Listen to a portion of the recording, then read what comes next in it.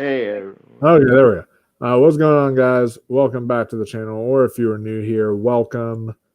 I'm the Wolfman. Today, we are very pleased to be talking about the hidden gems, those small movies, the ones that flew under the radar that nobody really talked about that much, but should have talked about more, or the ones that didn't get Oscar nominations, the ones that didn't make tons of money at the box office. These are the films that really stood out for me. This is like my most anticipated episode. I know we have best of the year, and that's still going to be something I'm really anticipated about. But honestly, I'm super excited to champion these like super duper small films that really no one saw. So then I can give you guys recommendations and say, hey, these are the films from 2024 that need to be seen by people. So I am very, very excited about that. And I'm joined by another esteemed panelist of people who are huge cinephiles who have seen a lot of these hidden gems from 2024. Tristan, I know you've seen a lot. Thank you for joining us tonight. Can't wait to talk about him. Oh, yeah. And then, of course, Andrew, thank you for joining us. I know that there's a few hidden gems on your list that you've seen for sure. I think there's more than you're expecting. I think there's more than you're expecting. You'll be like, whoa, okay, he has a lot. Yeah. And then Ross, I know that you that you watch a lot of smaller movies, and there's definitely someone that you're going to be mentioning here. So I do, yes. And like, I'm going to do something though, like with like one of my picks. I'm actually going to pitch it the way that my friend did, because there's no other better way to pitch it than what she did. There's one movie that after seeing The Brutalist today has gotten booted to number 11. So I'll be talking about it more, because there's one movie that I'm not gonna be talking a lot about because it's in my top 10, but I'm gonna briefly talk about it. I expect a fuller review on next week, obviously, but god damn, do I have some good movies. yeah, so basically how this is going to work is we're not going to do a ranking this time around. We're just going to basically go for 2 hours, go into a person who wants to basically say a film that really stood out to them, that was like a hidden gem from 2024. So it's going to be like a roundtable discussion. So it's sort of like how me and Austin did our like horror discussion. That's basically how it's going to be with this and discussion. But then once we reach around like the 2 hour and 5 minute mark, 2 hour 30-minute mark, whatever it is, once we reach around that point, I will then let anybody who wants to rapid fire any that might be in their top 10. So like if there's one that's in your top 10, you can rapid fire and say, okay, this is an obscure one that's in my top 10, but so I would talk about it later, but I just wanted to shout this film out, stuff like that, because I have like 4 obscure films that are in my top 10 that I'll mention at the very end of this, but it's going to be but I'm going to go more in depth on them next week. So yeah, I'm really, really looking forward to this. And before we start, we've got Acres of Movies talking about one that she wants to bring up, which is ISS. I ranked that 35 for the year. I like that more than most people did. I wasn't as huge on ISS, but I'm glad you liked it. I didn't think it was bad. I just thought it was kind of, it was okay. It took me to remember that movie. I was like, ISS, the title rings a bell, but what was that about? And I'm like, oh, the space station movie. Yeah. And then it says Delightful Evening. I also consider Ghostlight a hidden gem as well. We'll definitely be talking about that on Tuesday. That's in my top 10 of the year, hands down.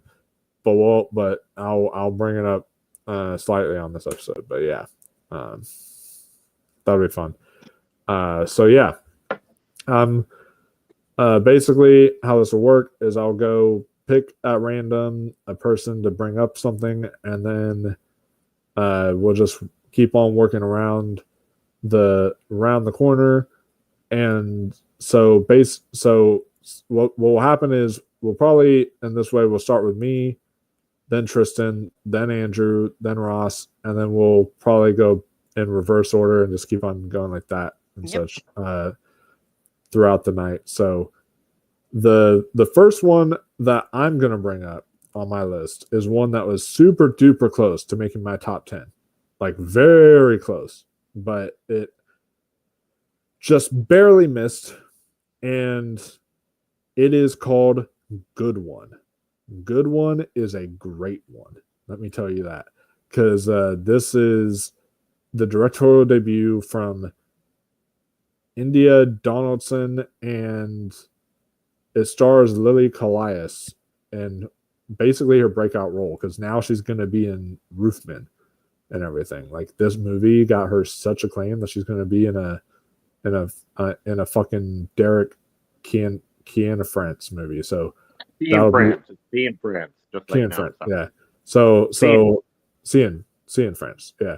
So that's already good enough to make it an interesting film. But on top of that, what it is it's basically this 17-year-old who goes on a backpacking trip with her father and her like father's best friend, and along the way she discovers things that about her father and about her father's best friend that are wrong and right about them, and she's trying to navigate through those things. And I connected to this very personally as someone who not only loves to backpack, loves to camp, do all that kind of stuff, but also somebody who has divorced parents, and it is a father of divorce, and she's just hanging out with her dad for that weekend and all that, and they're just going up on this backpacking trip together, and it's essentially almost a hangout movie in a way, it feels. But there's way deeper than that. Like, it feels so human and raw, and every performance feels so natural and honest. And so I just absolutely was blown away by Lily Kalias' performance, but also just by the script and how the script just feels like real life people talking. It doesn't feel like you're listening to a script. It feels like you're looking outside the window and these people are talking. And I thought that was just so impressive. And James LeGros plays the dad, who you'll recognize from like Point Break and Zodiac and Near Dark and a few other movies. And but he was great in this. And then Danny McCarthy also as like the best friend was really good. Small cast of these just three people, but such a beautiful, profound movie that really connected to me on a personal level, and one that I highly encourage anyone who really loves personal film and personal stories to check out highly. So Good One is the first one that I want to mention. It's more than good. So there you go. Tristan, what's one that you wanted to bring up? I'll bring up one that was also pretty personal and felt like it spoke to a lot of elements of my individual childhood, and that's Dee Dee. I know Dee Dee is one a lot of you guys saw. So it's one that people were for a second thinking would be like an awards player, and then did not manifest at all in that space. But I don't think that should be enough to kill it. Dee Dee is set in 2008, and it follows these young teenagers right before high school begins for them. This 13-year-old Taiwanese American who's kind of learning how to finally meet people his age and get out of his comfort zone and get out of his kind of like family unit. And it very much captures what it's like to grow up in the early 2000s and like the budding internet age and all the internet slang, and what it's like to be in a somewhat controlling family, and then for the first time in your life be outside of that controlling family, and you're seeing the world like almost entirely new for the first time. And I really love Dee Dee. It reminded me a lot of 8th Grade. If you watched Bo Burnham's 8th Grade, and the way that 8th Grade tried to capture what it's like to grow up in this new online world, and growing up on the internet is vastly different from growing up outside before the internet. And in 2008, that was like right on the verge of the internet becoming like an everyday use part of people's lives. Before that, there wasn't really a sense of being online all the time and that like influencing your language and stuff like that. So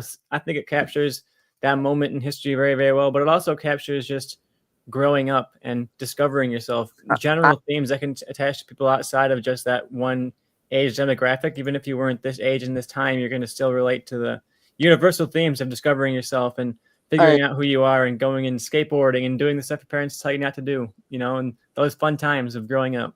I agree. I've actually seen this movie, and it was a very good movie. I very much enjoyed it. Yeah. Yeah, because like I think I might be the oldest one here. How old are you, Tristan? I want to know because I'm 30. Okay, so I can remember life before the internet because like when this movie set in the summer of 2008, that was the summer that I graduated high school. I was 19, so I remember. Yeah, but this movie I started, like it's really good. I just like it. It's almost like a hangout movie in my opinion. Like a slice of life hangout movie. Yeah, it's right on the cusp of the internet, 1993. Like I think I was born like when it was just like in its infancy stage kind of a thing. Like dial, get off the phone, that kind of get off the phone and try to use the computer, that whole thing. I think that's when I was born. I still remember having like the flip phone with like the, oh hey, it's just a flip phone, you can't use the internet, you can't record, you can't do this. Like I remember that. Yeah, like this is so funny though. This is so funny. Like I'm gonna tie it into a TV show because is when like people make a big deal about the whole about the technology. Like when the stuff is set. Like in the past, like if you watch Friends, he's making a big deal because like he goes like, and this thing has 32 megabytes of RAM, and they're like, oh my god, that's so much.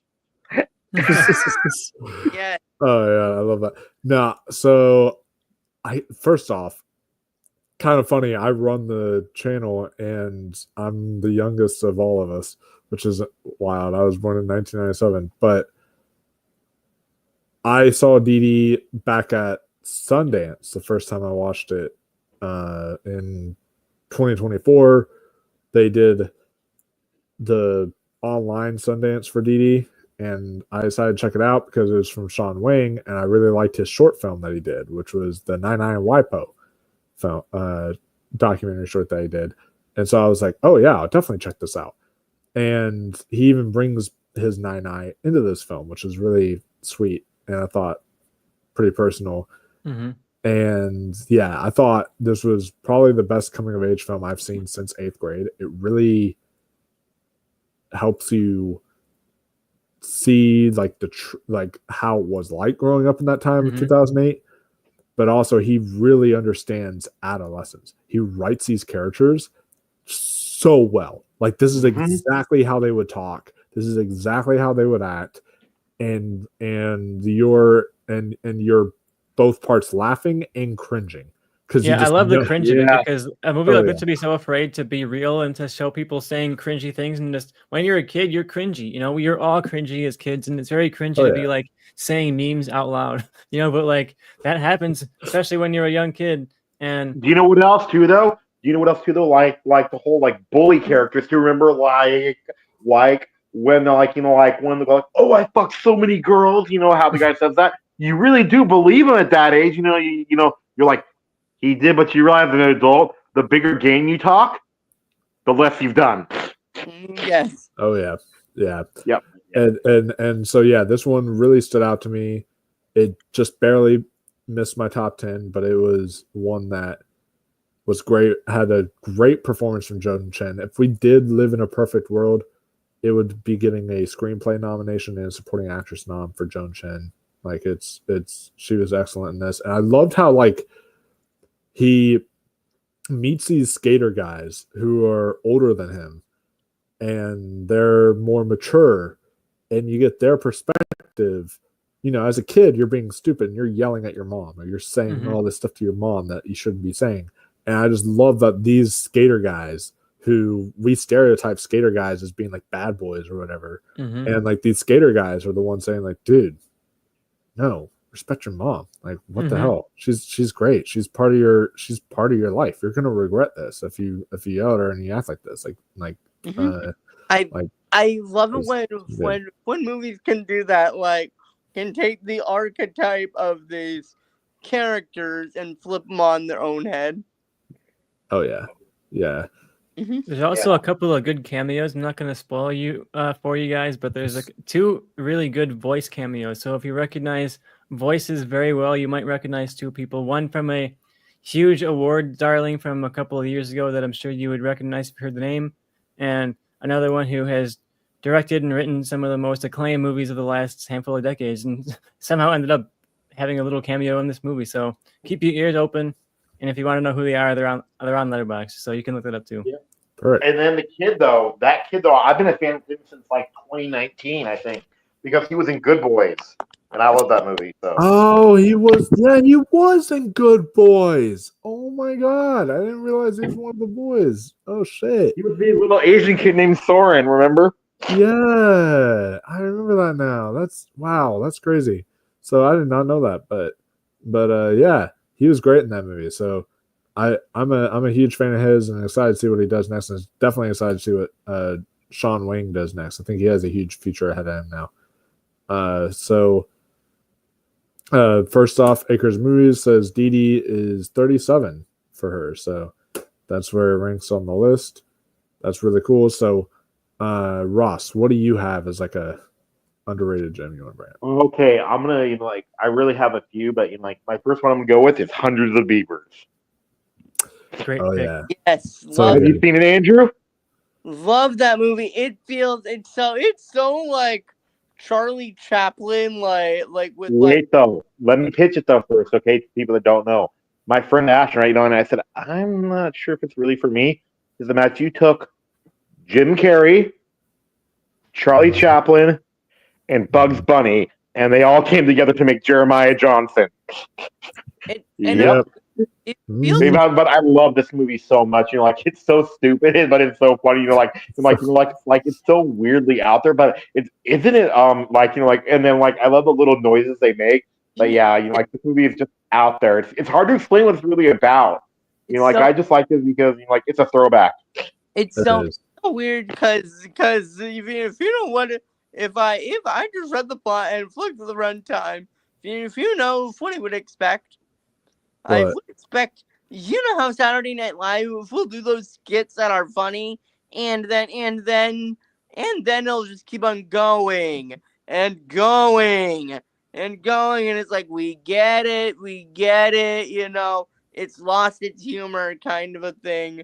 This movie knows exactly how to ham it up and to change things and to keep gags to make you for the hour plus runtime to make you feel like to make you still be having that much fun because you think Bug Bunny shorts are like 7-8 minutes, so Mhm. it's kind of hard to go from that to say okay now make an hour plus long movie like if you really have to do something good, but this movie actually managed to do it, and it's got great running jokes like the spitting, and And then the counter. Remember the counter? How they basically turn it into a video game, and then they can exchange the beavers' heads for currency, and then they literally and they tell when the movie's wrapping up because to see the beaver's head at the very last one it'll have a question mark. yes. I love it. I love it when movies do that. I love comedy. Love comedy. It's one of my favorite genres. This movie, very good comedy. Mhm. Brilliant comedy. Oh yeah, so good. I was not only laughing hysterically in this, but I was so impressed that they actually got it right. Like everything down to a T about the silent era. Like they did everything right. Like that is exactly how it was, where the words would pop up on screen. They would do all that stuff. Like they made it such an homage to the silent era film, while also being just so hilarious and wild bombastic. Like if they would have done something like using CGI beavers, it would not have worked nearly as well as people in beaver costumes. Like this just makes it all the better. And it's just such a small budget indie that really just was like the underdog story of the year. I felt because like this movie You know what else though I'm realizing too with it though? What? If they actually tried to make it, like realistic beaver costumes, that would have killed it too. Yeah, that would have killed it because they purposely made them like super comedic. Yeah, and that really heightens the tone and adds to it, and it also just it has that fun throwback feel, like you mentioned, Buster Keaton and Charlie Chaplin, all these people in there, but also just you get a really fun romance story in there out of it and everything too. It's just an utter blast and one that I could rewatch over and over and probably catch something new each time. This was definitely an inspirational one too, because it's like a genuine passion project from a guy who just like really loves visual effects and really wanted to play with green screen and costumes, and you can tell it's like just a guy and his friends wanted to make this funny movie, and then they can feel the passion in there. It doesn't feel like something made by a studio to try and sell to other people. It feels like a bunch of friends made a movie and then it somehow ended up becoming like the cult hit of the year. It is our underseen gems episode, and I almost feel like this almost doesn't make the cut because it's been talked about so much, but I feel like it definitely deserves to be brought up here and be brought up as much as possible, because I don't want people to forget about this one once the year ends, because it's worth sticking around, and I hope it becomes like a staple for a long time. And also it's free on Prime right now too. Yeah, but don't watch it at home if you can avoid it. Like this is one where I'm really, really happy I waited and watched it in the theater, because if you have an indie theater near you, like an art house theater, they're probably going to show it at some point. My theater shows it once a month. It's been showing it since it came out once a month, and it fills up every single time. If you got a chance to go see this with a bunch of people, or just like get your friends together and get really drunk and watch this, because it's a one that is laugh your ass off and be marveled by the creativity here, because it's not like you're gonna not see the effects. They want you to see the effects because they want you to be like aware of the creative process that went into making this. It's a very inspirational piece in that way, because it reminds you that anybody can make a movie that takes off. You don't have to have $200 million. You just have to have an idea and the passion to make it great. Yeah, and in a perfect world, this would have gotten like a best visual effects nom, because it's just really, to me, I felt like when you're like that, we've talked about it before, that stupid category of box office achievement / or box office and cinematic achievement at the Globes. It's like, well, this is the ultimate cinematic achievement of the year. Like how they were able to pull this off, make it work, and really without it feeling too over the top to where it takes you out of the film or anything like that, and it just blends perfectly. Like, yeah, it was an absolute riot, and I wish I could have seen this in the theater, but I watched it from home. I'm sure that just makes the experience all the more better. So, yeah, I recommend if you like this one to check out the same team's previous film from a handful of years ago called Lake Michigan Monster. It stars the same guy. It's written by the same guy. The director is also heavily involved in the VFX, and it follows the guy who played the main character of Hundreds of Beavers in this movie is a sea captain who gathers up like this oddball crew of people that he has on his team to go hunt down a monster in Lake Michigan. And it's as absurd and as just creative and ambitious as Hundreds of Beavers. It's not as funny. Like you can tell it's like their first time versus their second time, but still a good time with the movies, and one you can watch and see how they kind of started the ideas that became Hundreds of Beavers. Oh yeah.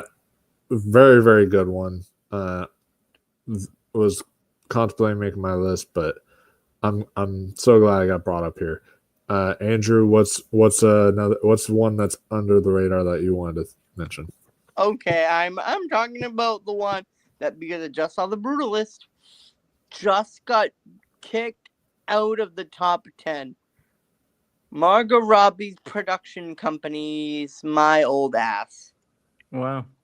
Yeah. Well, because this movie was a kind of like a romantic coming of age comedy that it really knows like how to be funny and the exact emotional chord to hit, and it probably has one of my favorite twists of the year at the very end when something is revealed. When and that was a moment I was like, oh my god, like I did not expect. I may have been an idiot. I did not see that coming. I expected it to go one direction, but before they went, it was so emotional. Where they went, it involves her relationship with this guy and her past self. Like that's what it involves. I think it's still on Netflix. So I could check that. Check Amazon Prime is my Oh, Amazon Prime. Sorry. I the services mixed up that I watched it on, and sadly it does have Audrey Plaza in it.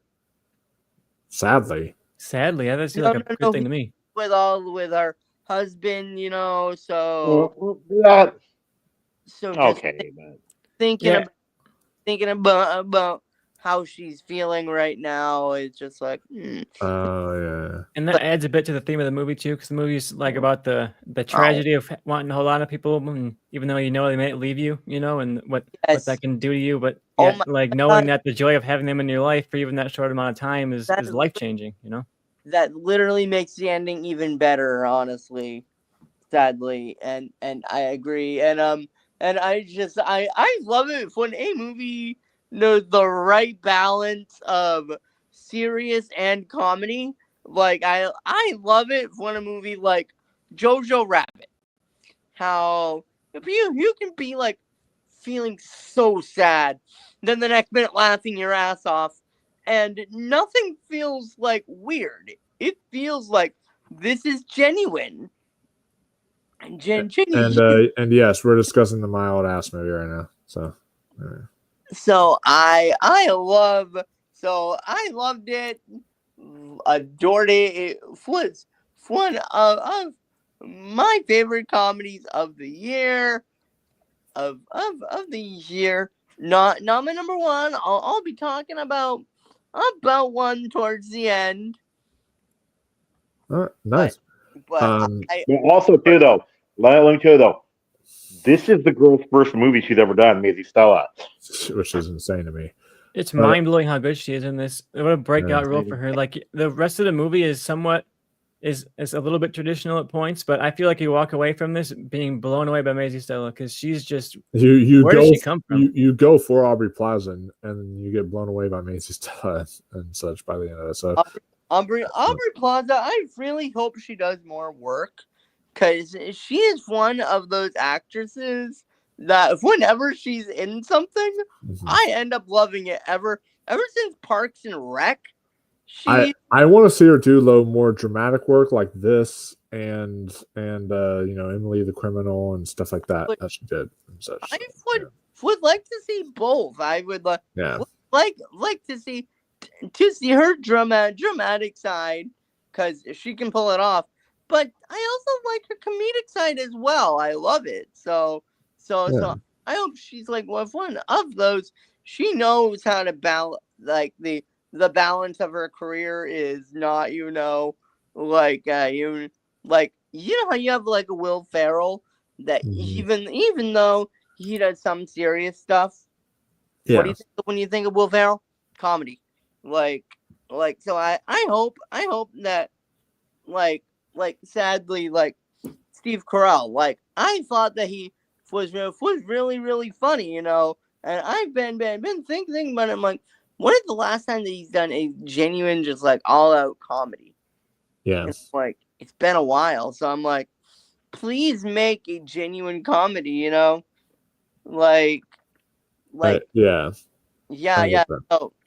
So I hope Aubrey picks some really good dramatic roles, but also keeps her comedic roles intact because I adore her.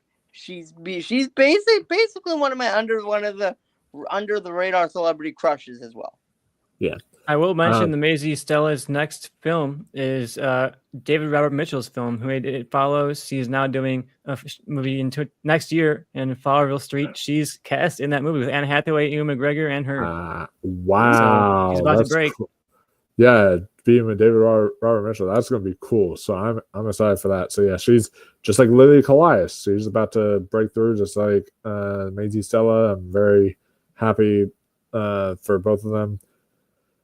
Yeah, I loved My Old Ass. I was able to really relate to it, connect to it, and really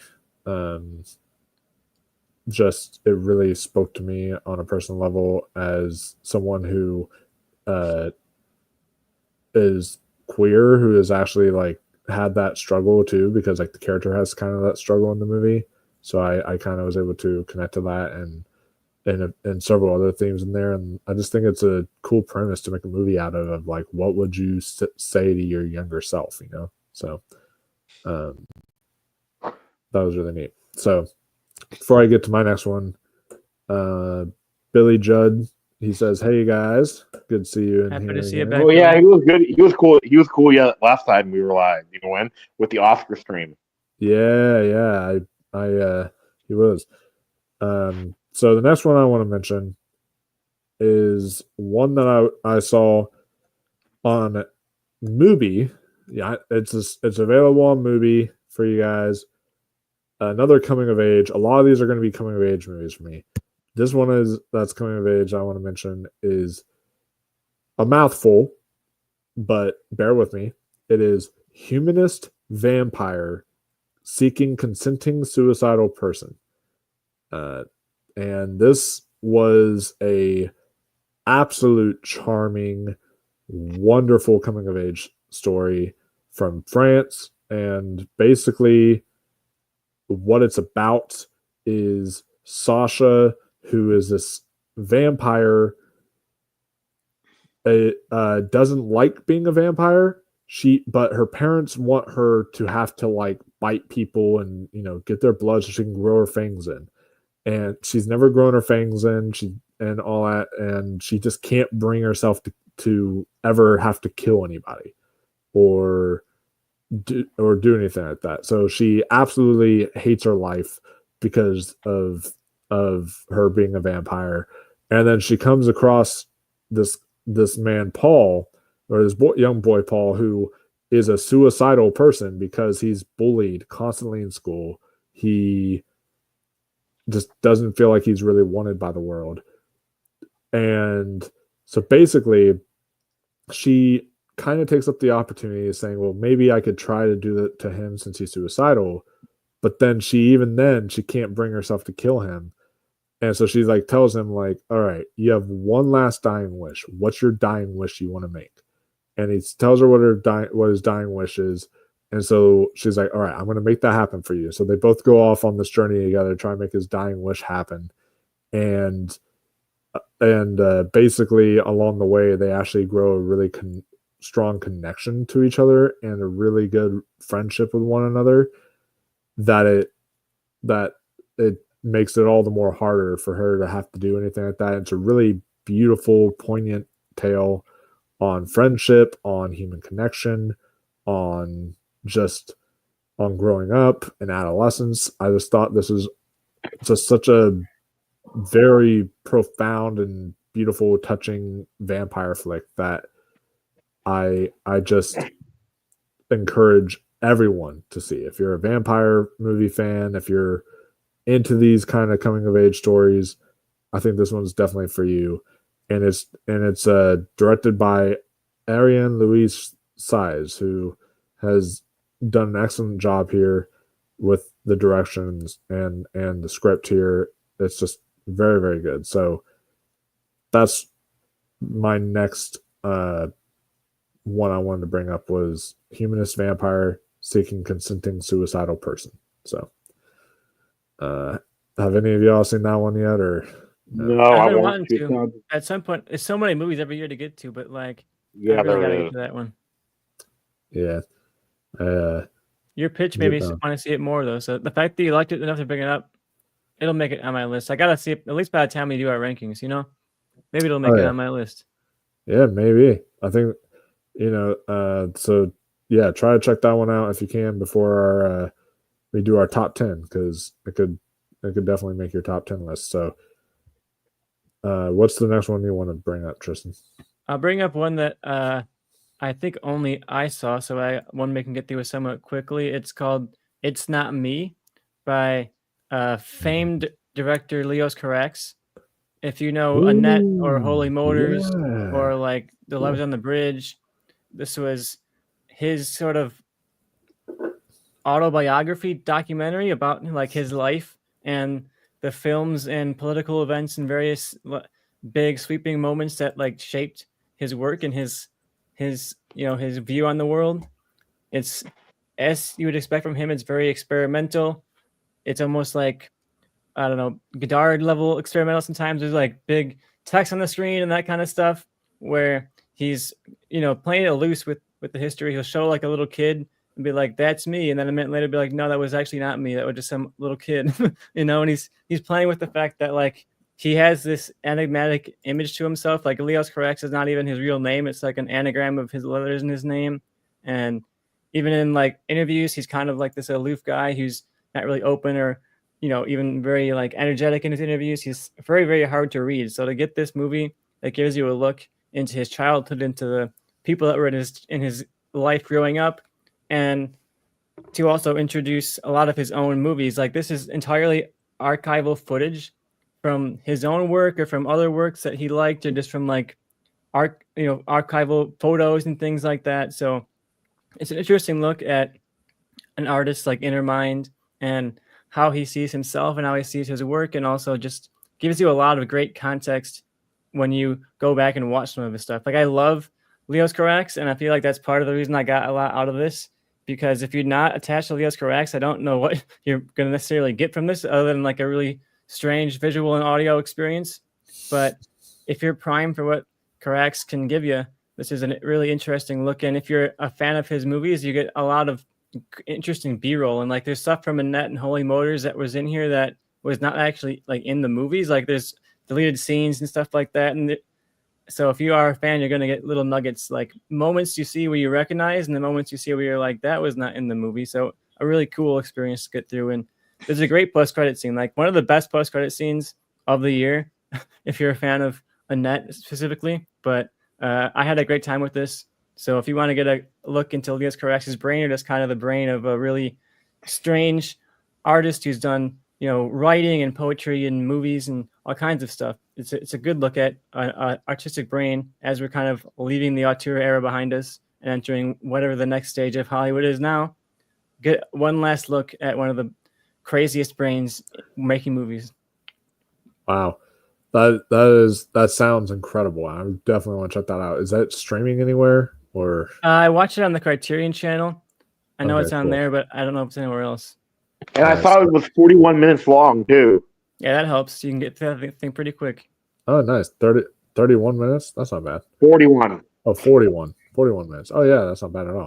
So that's definitely, it almost 41 minutes. It almost reminds me of the one that had Alicia Vikander, that one movie that came out, like short film that was released a while ago. So, yeah, that's really cool. So I'll have to definitely look into that at some point.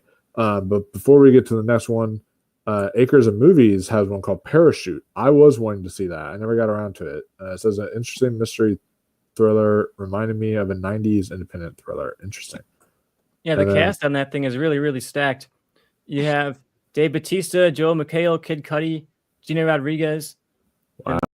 There's a lot of names. Smaller roles in there, it looks like, but a lot of names to get.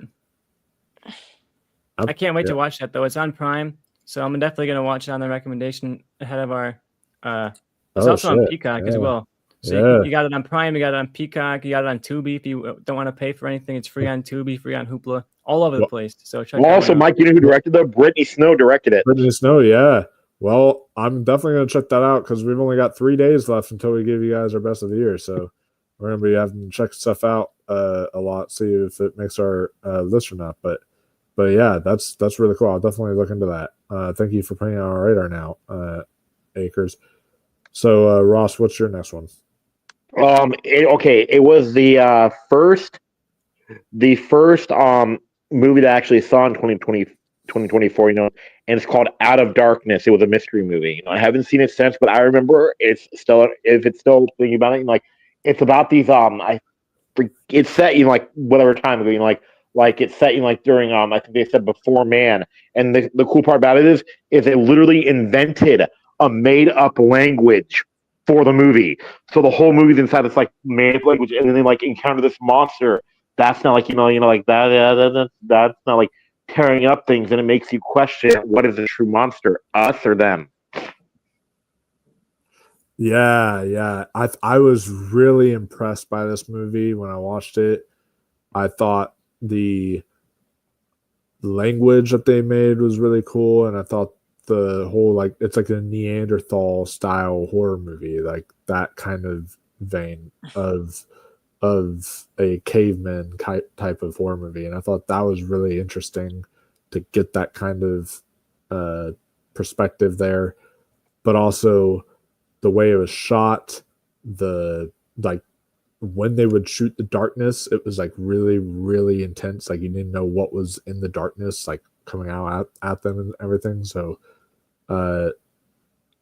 yeah, I overall I thought that Out of Darkness was pretty good. Definitely, one that I enjoyed. Andrew, what's your next one? Okay, funny enough, my second one is Juror number 2. I thought, what? I was saying, yeah. I found this to be the concept of it is incredibly interesting. Basically, imagine you get called into jury duty and you hear the case, and then you realize, oh shit, maybe I accidentally did the crime. Do you confess or do you not? Very interesting concept. So much different than my old ass, but still a great film with great acting in it, and it asks a lot of good moral questions, and it's kind of like a what would you do kind of a movie, where it makes you wonder what would I do if I was in this situation, and it's kind of about humanity and right and wrong and innocent and guilty. And it's a very interesting thing. I so wish this movie got released in theaters and got the love that it deserved, because it totally deserves it. Yeah. I'm depressed that Warner Brothers buried this so hard, because like this is Clint Eastwood's potentially last film, or at least close to it, and it's a great one. The drama is great. That morality hook that Andrew talked about is just such a great hook, and you can think so much about like, okay, what would I do, and all the different various circumstances that could come up in that hook. And yeah, this is a good one. Any real world, like this would be up for a lot of Oscars in right now, but I don't know. Warner Brothers just had no confidence in this for some reason. I don't understand why. I don't get it, because like when the reviews premiered, it had like a 92% on Rotten Tomatoes. This was a very well made movie, a very good movie, and it's like there was no reason to bury this. If you would have actually released it at a normal release, you could have gotten Oscar potential for this. Like it would have actually helped your film out just to release it fully in theaters. But Warner Brothers decided to bury this, release it only in 50 theaters, and I got to watch it on Max. And yeah, this is one of the better courtroom dramas. Not my favorite courtroom drama of the year. We'll get to that when I do my top 10, but it's my favorite. It's one of the best courtroom dramas I've seen in a while. And the tension is great. Oh yeah. The tension is really good. The ending I thought was fantastic. The way like the way they set it up, and it's like, oh shit, you don't know what's going to happen next. It's like left up to the viewer. I love the ending. I thought the whole like, man, you're rooting for him, but you're also like, oh, like you have that conflicting feeling of like you have to confess, you have to give in, man, but like you're also rooting for him to not get caught, and it's just that really huge conflict there. The only issue I had with juror number 2 was the J.K. Simmons character. I love J.K. Simmons in the movie. I thought his performance was good, but the only issue I had was they banned him from being a part of the jury. They said you're not allowed to be a part of the jury anymore. Do we really believe that a detective like that, though, would stop investigating investigating the case outright? And he Like- would do more. He'd be like, yes, Yeah. no red tape. Like, I can actually do my job now. Yeah, so like, you know, I feel like he would have actually wanted to further investigate and say like, all right, here's what I found out about this, and still keep in touch with the guy, but just not be a part of the jury or not be in the courtroom. So that was kind of one small issue I had, that they just get rid of J.K. Simmons in the movie. Like, they don't even do anything with his character after a while. But other than that, it was great. And Zoe Deutsch has the most beautiful smile in Hollywood. It is an excellent movie for sure. So yeah, that's a good one to bring up. And if it is Clint Eastwood's last one, he went out with a banger for sure. Definitely. Next one that I wanted to bring up on my list, but also I never saw that one, Sleeping Dogs. That's one that Acres of Movies brings up, is a Sleeping Dogs Russell Crowe movie. So I'll check that out. I always love a good Russell Crowe movie. He's been in need of a good one, you know? He has. He really has. So that's what I want to bring It up. has a 42% on Rotten Tomatoes right now. So Oh, okay. Well, Could be good still. Who cares whether reviews Yeah, are I wrong, you know? but very. So the next one I want to bring up is one I saw at a film festival. From director Andrea Arnold. If y'all have not been familiar with that name, she has done films like American Honey, Fish Tank. She did the Wuthering Heights, and a few other really, really great movies. And she comes out with her latest film, Bird. And this is another coming of age film with a breakout performance from Nikia Adams. It has Franz Rukowski in there, who you'll recognize from like Victoria, Passages, A Hidden Life, Undine. Like, he's Transit. He's been in all these different kinds of movies. He's a foreign actor, and he plays the title character of Bird.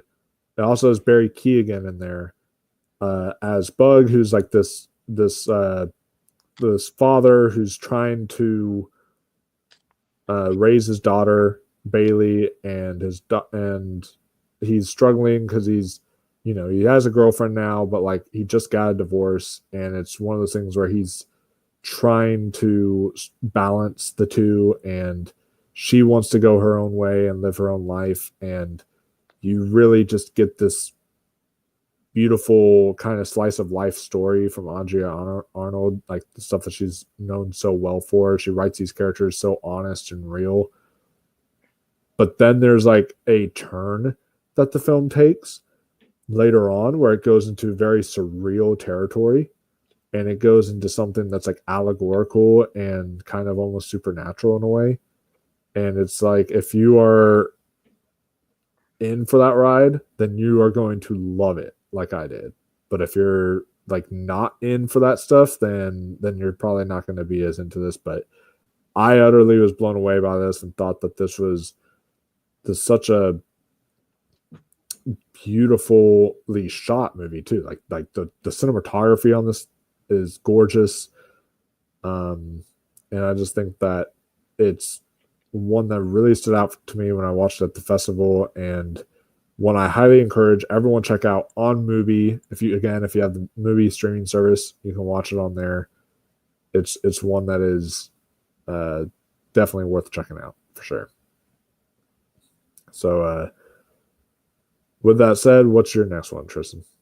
I'll bring up one here that I don't think any of you guys saw, and probably because you heard that it was not very good.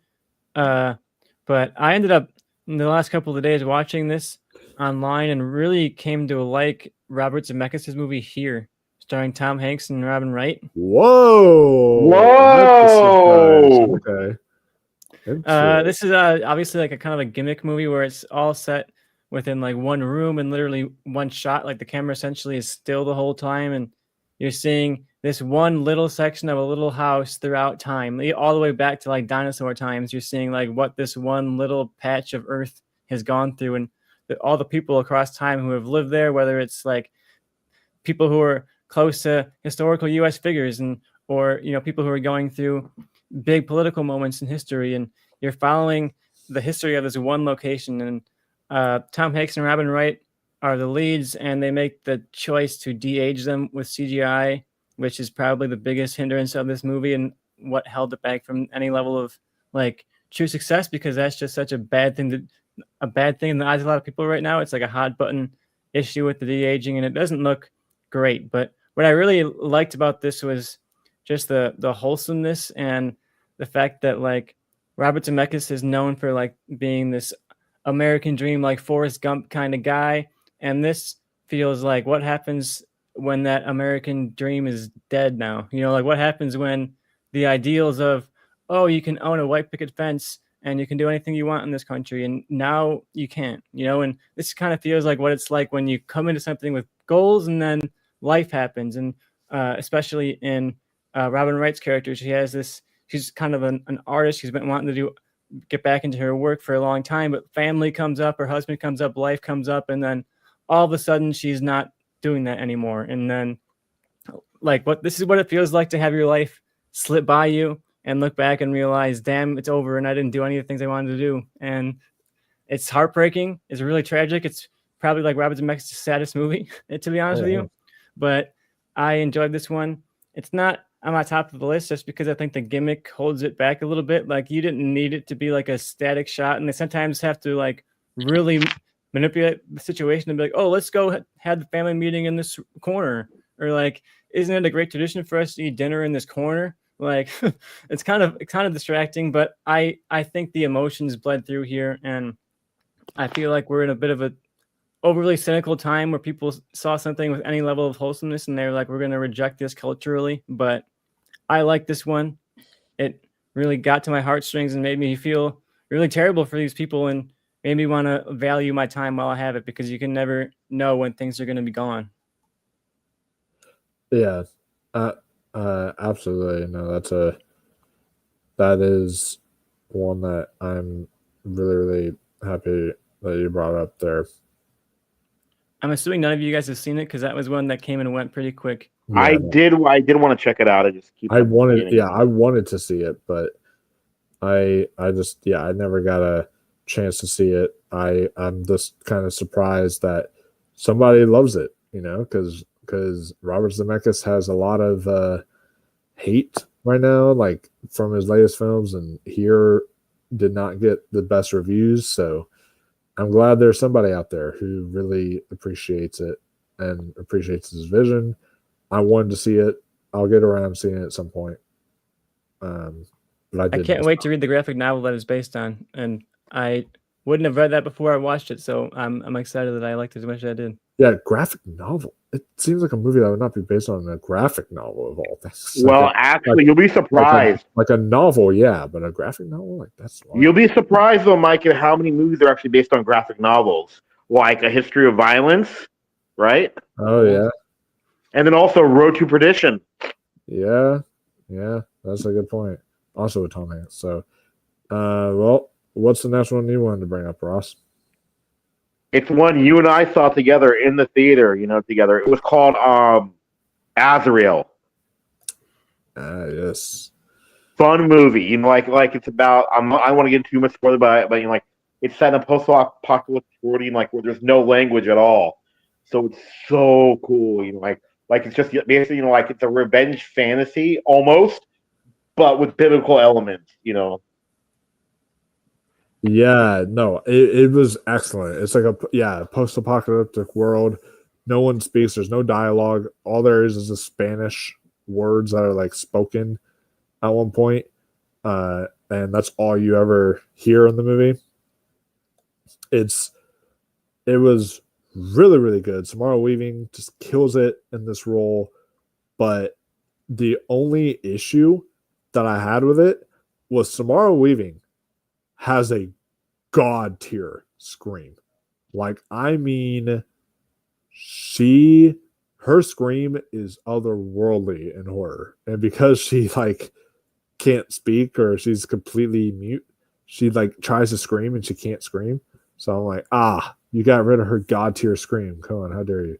But other than that, it was a really fun time and I really enjoyed it. And yeah, I think there's enough in there if you're a horror fan to definitely get a kick out of, for sure. And it's streaming on Shudder. So for anyone who wants to check it out on Shudder, y'all can check it out. And then remember what we said though, Mike, when we were walking out, like what the creatures look like. Remember we said they kind of look like the Jeeper Creeper and then something else, right? Yeah. But yeah, in a way, Billy, it is. It's a silent film, but it also is not, because it's like it has that Spanish dialogue, but every other scene is completely wordless in it. So, and there's a scene where if you were to ask me tomorrow, I might change my mind, but it might be the most tense scene of 2024. Oh yeah. Remember, Mike, like when she's in the sewers? Yeah. Oh yeah. No, I remember that. That was intense, and like that was.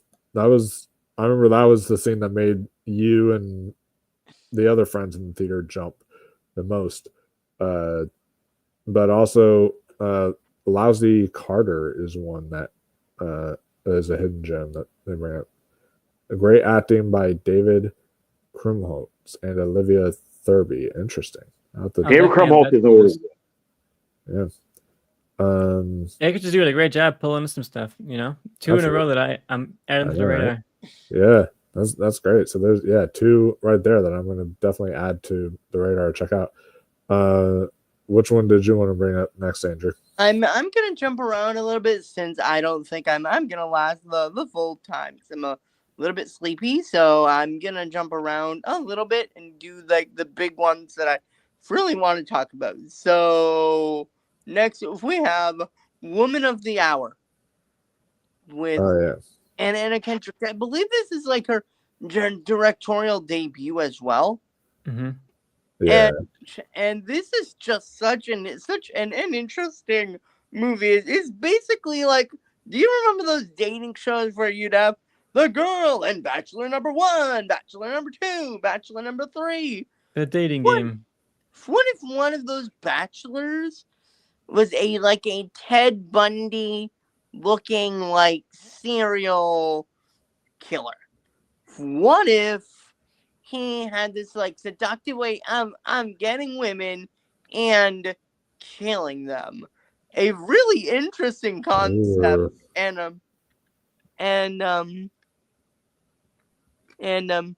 to make it even worse, if we have the if we have the Luigi Mangione this year to kind of bring up the whole attractiveness, does the fact that somebody has looks, kind of, change the narrative around somebody, and it almost makes them more intimidating. And this movie really shows that. I love how they show both sides. They'll cut from the dating show, show you his past, and then they'll cut back. So you understand everything that's going on. I love this movie. It felt like this was a great directorial debut for Anna Kendrick. She didn't take a lot of money for this movie. She actually gave it to charity because she felt weird knowing the movie's concept that, hey, I'm going to take money from this. I'm really excited to see what she does next, because this was a real big passion project for her. She was involved initially just as a part of the cast, and then was so moved by the material. She said, I got to direct this myself. So I can't wait to see what she does next. A very well directed film, and I'm very excited.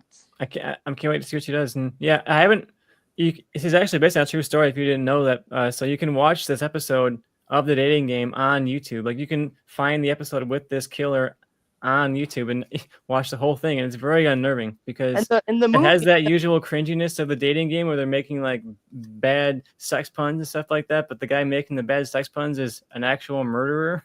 So it just makes it very unnerving to watch. And the movie is on Netflix, so it's very easy to watch. Oh yeah, for sure. Yeah, that's one I've not checked out yet myself. I need to get around to that soon.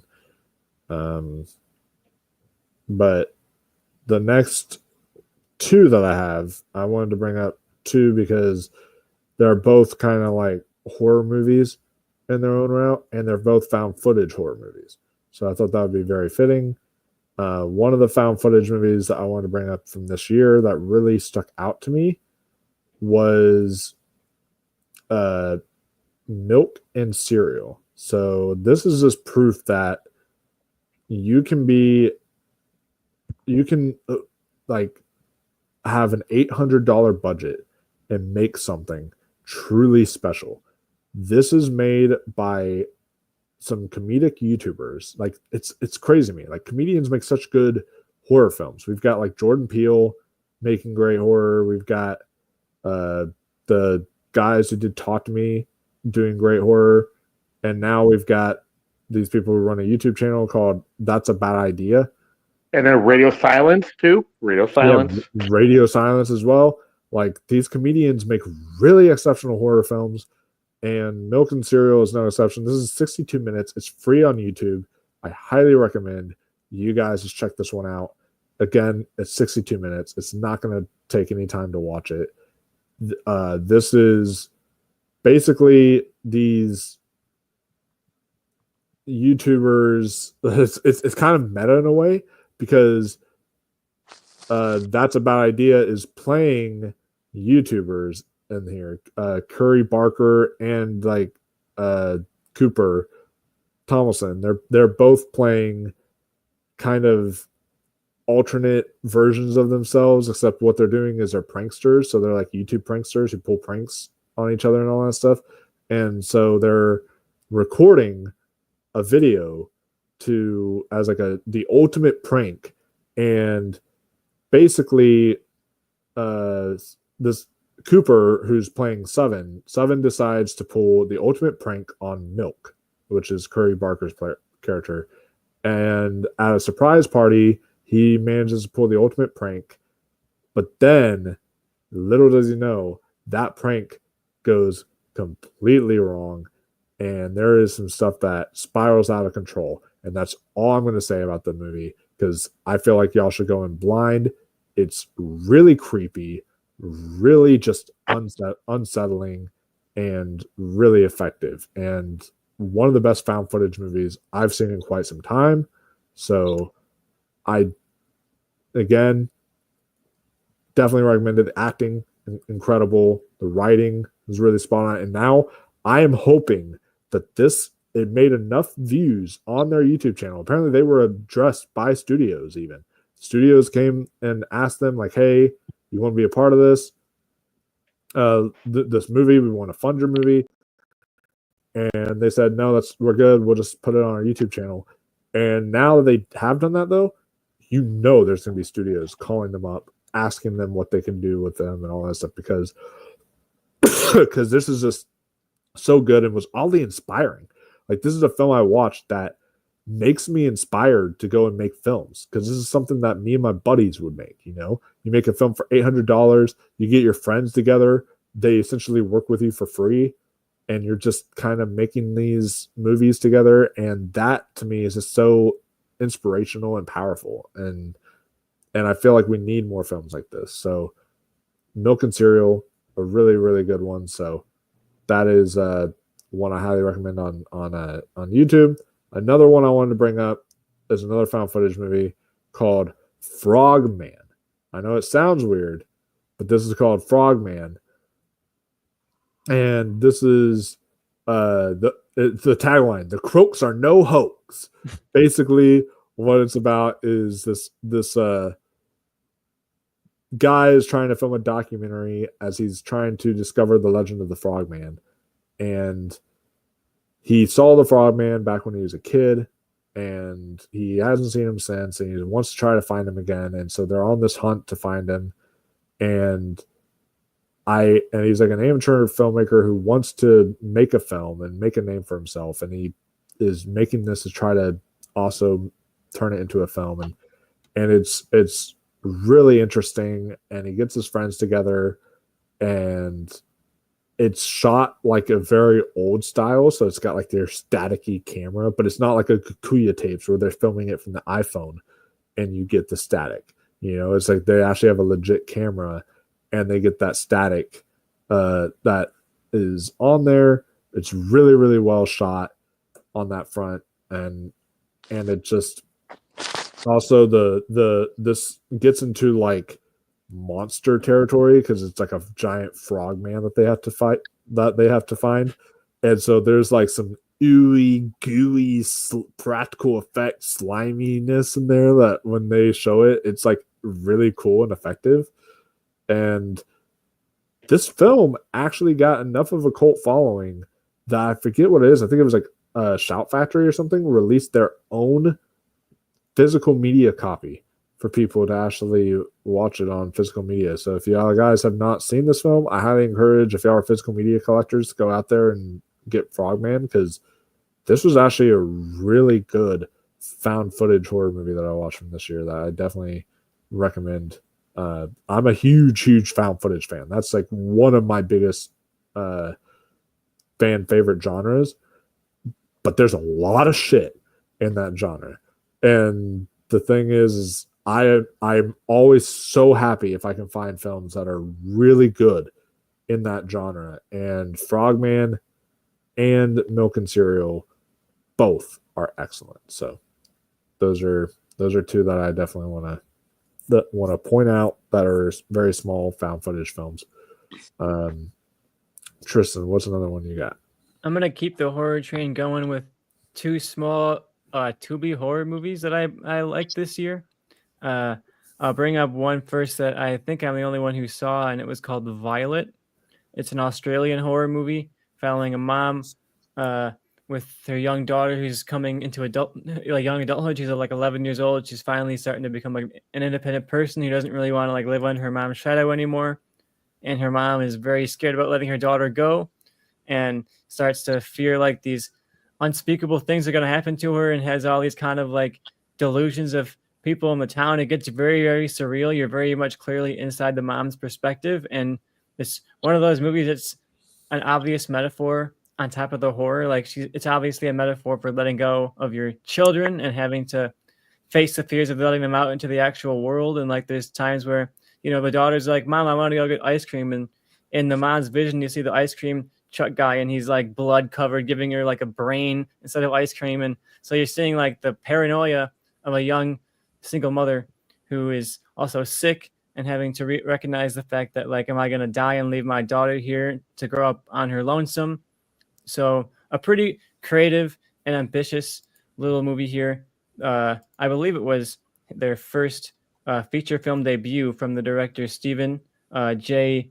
Minchaliff, something like that. Some kind of white dude name. But it's a cool Australian horror movie. So if you want to watch something outside of the U.S., something that was totally not on my radar, I only saw this. I was thinking about where did I even find this, and it was because my dad somehow found it on Amazon Prime and recommended it to me. So yeah, it's on Prime. It's also on a handful of the free platforms like Tubi and Roku. So if you want to check out something under the radar, check out Violet. I also want to bring up one that I know Michael has seen, another Tubi movie called Lowlifes. Oh yeah. I don't want to spoil too much from this movie, but it's a road trip movie going through sort of like the Midwest. You're following this family going on a family trip, and they end up running into possibly the worst family you could possibly ever run into on a road trip. And it's similar to something like Speak No Evil that came out this year, where you're following a family running into seemingly well-intended people that are not well-intended people.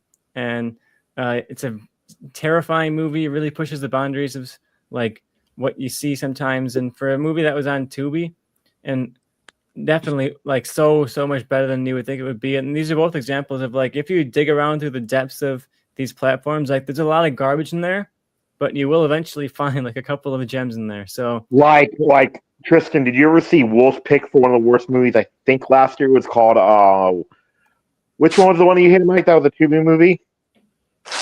Oh, The Death Web one. No, like the one that was, the Shark one that what? Shark Bait, is that it? No. Wait, maybe not even too bad. I forget the but the one where it was like in somebody's car the whole movie, but it was boring. Oh no, I know what you're talking about. It was an Amazon Prime movie. It was called Okay. it was called like Trunk or something like that. It was like they were No. What was the worst movie last year? You said, remember the horror movie of 2024 or 2023? 2023. I meant that's what I meant by, since we're talking about this year, I meant last year's. I have to look again. I don't remember. Like something about like where the woman's inside the car and it doesn't really do anything. Dash Cam, is that was? Yeah, was that a Tubi movie, right? No, that was a straight to VOD movie, which made it even worse. Okay, I thought it was Tubi. Sorry, I really swore it was Tubi. I hate that. I watched that movie too. I despised it. Yeah, it was a rough watch. That was definitely a rough watch. I think it's on Shudder if you want to torture yourself.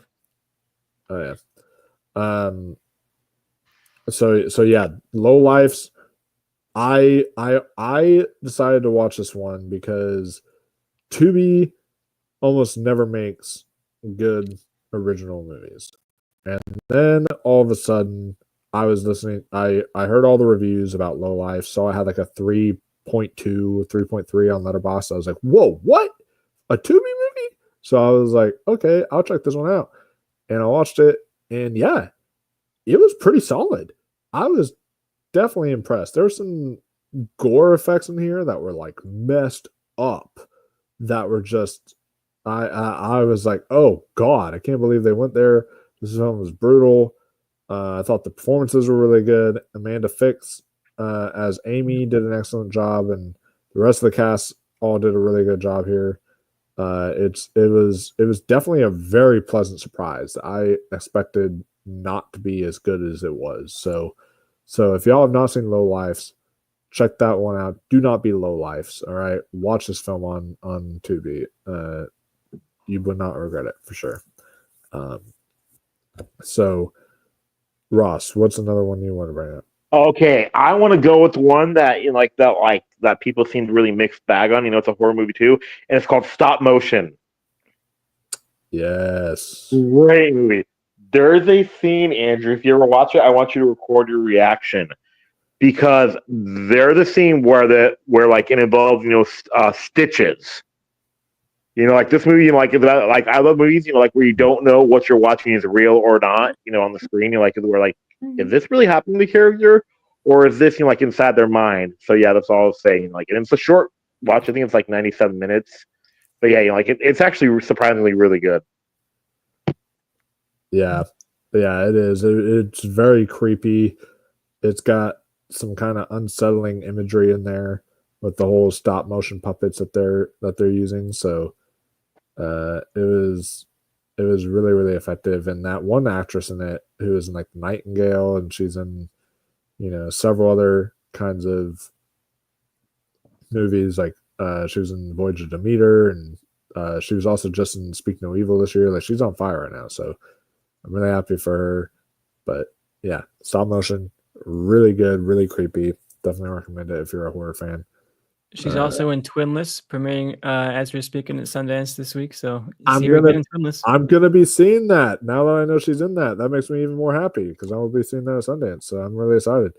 The visual effects in this are great, particularly the stop motion sequences. That's what you're going to walk away from this remembering, is the really crazy visuals in the stop motion scenes. Those are the most impressive part. It feels like this movie exists purely because they were like, well, I can do stop motion, so let's come up with a storyline to set up all the cool stop motion. And that's what holds this back from me from being a genuinely great movie. Is all the stop motion scenes are great. Everything outside of the stop motion scenes feels like it's there just to make up an excuse to do the stop motion scenes, but it's definitely worth watching.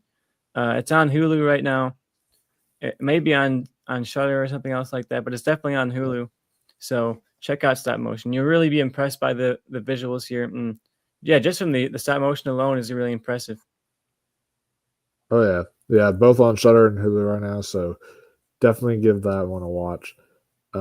Andrew, what's another one you have? continuing another genre, it is Remembering Gene Wilder. Nice. Really interesting look at this man's career, how he started, his continuation through his career. I learned that I believe his favorite movie he ever made was Young Frankenstein. Makes sense. Wow. And it's really good for the first half. It's all good and it's positive and just very more insightful and interesting. Then you get to the last half and it is gut-wrenching. Like it's so sad seeing all of the stuff that he went through at the end of his life.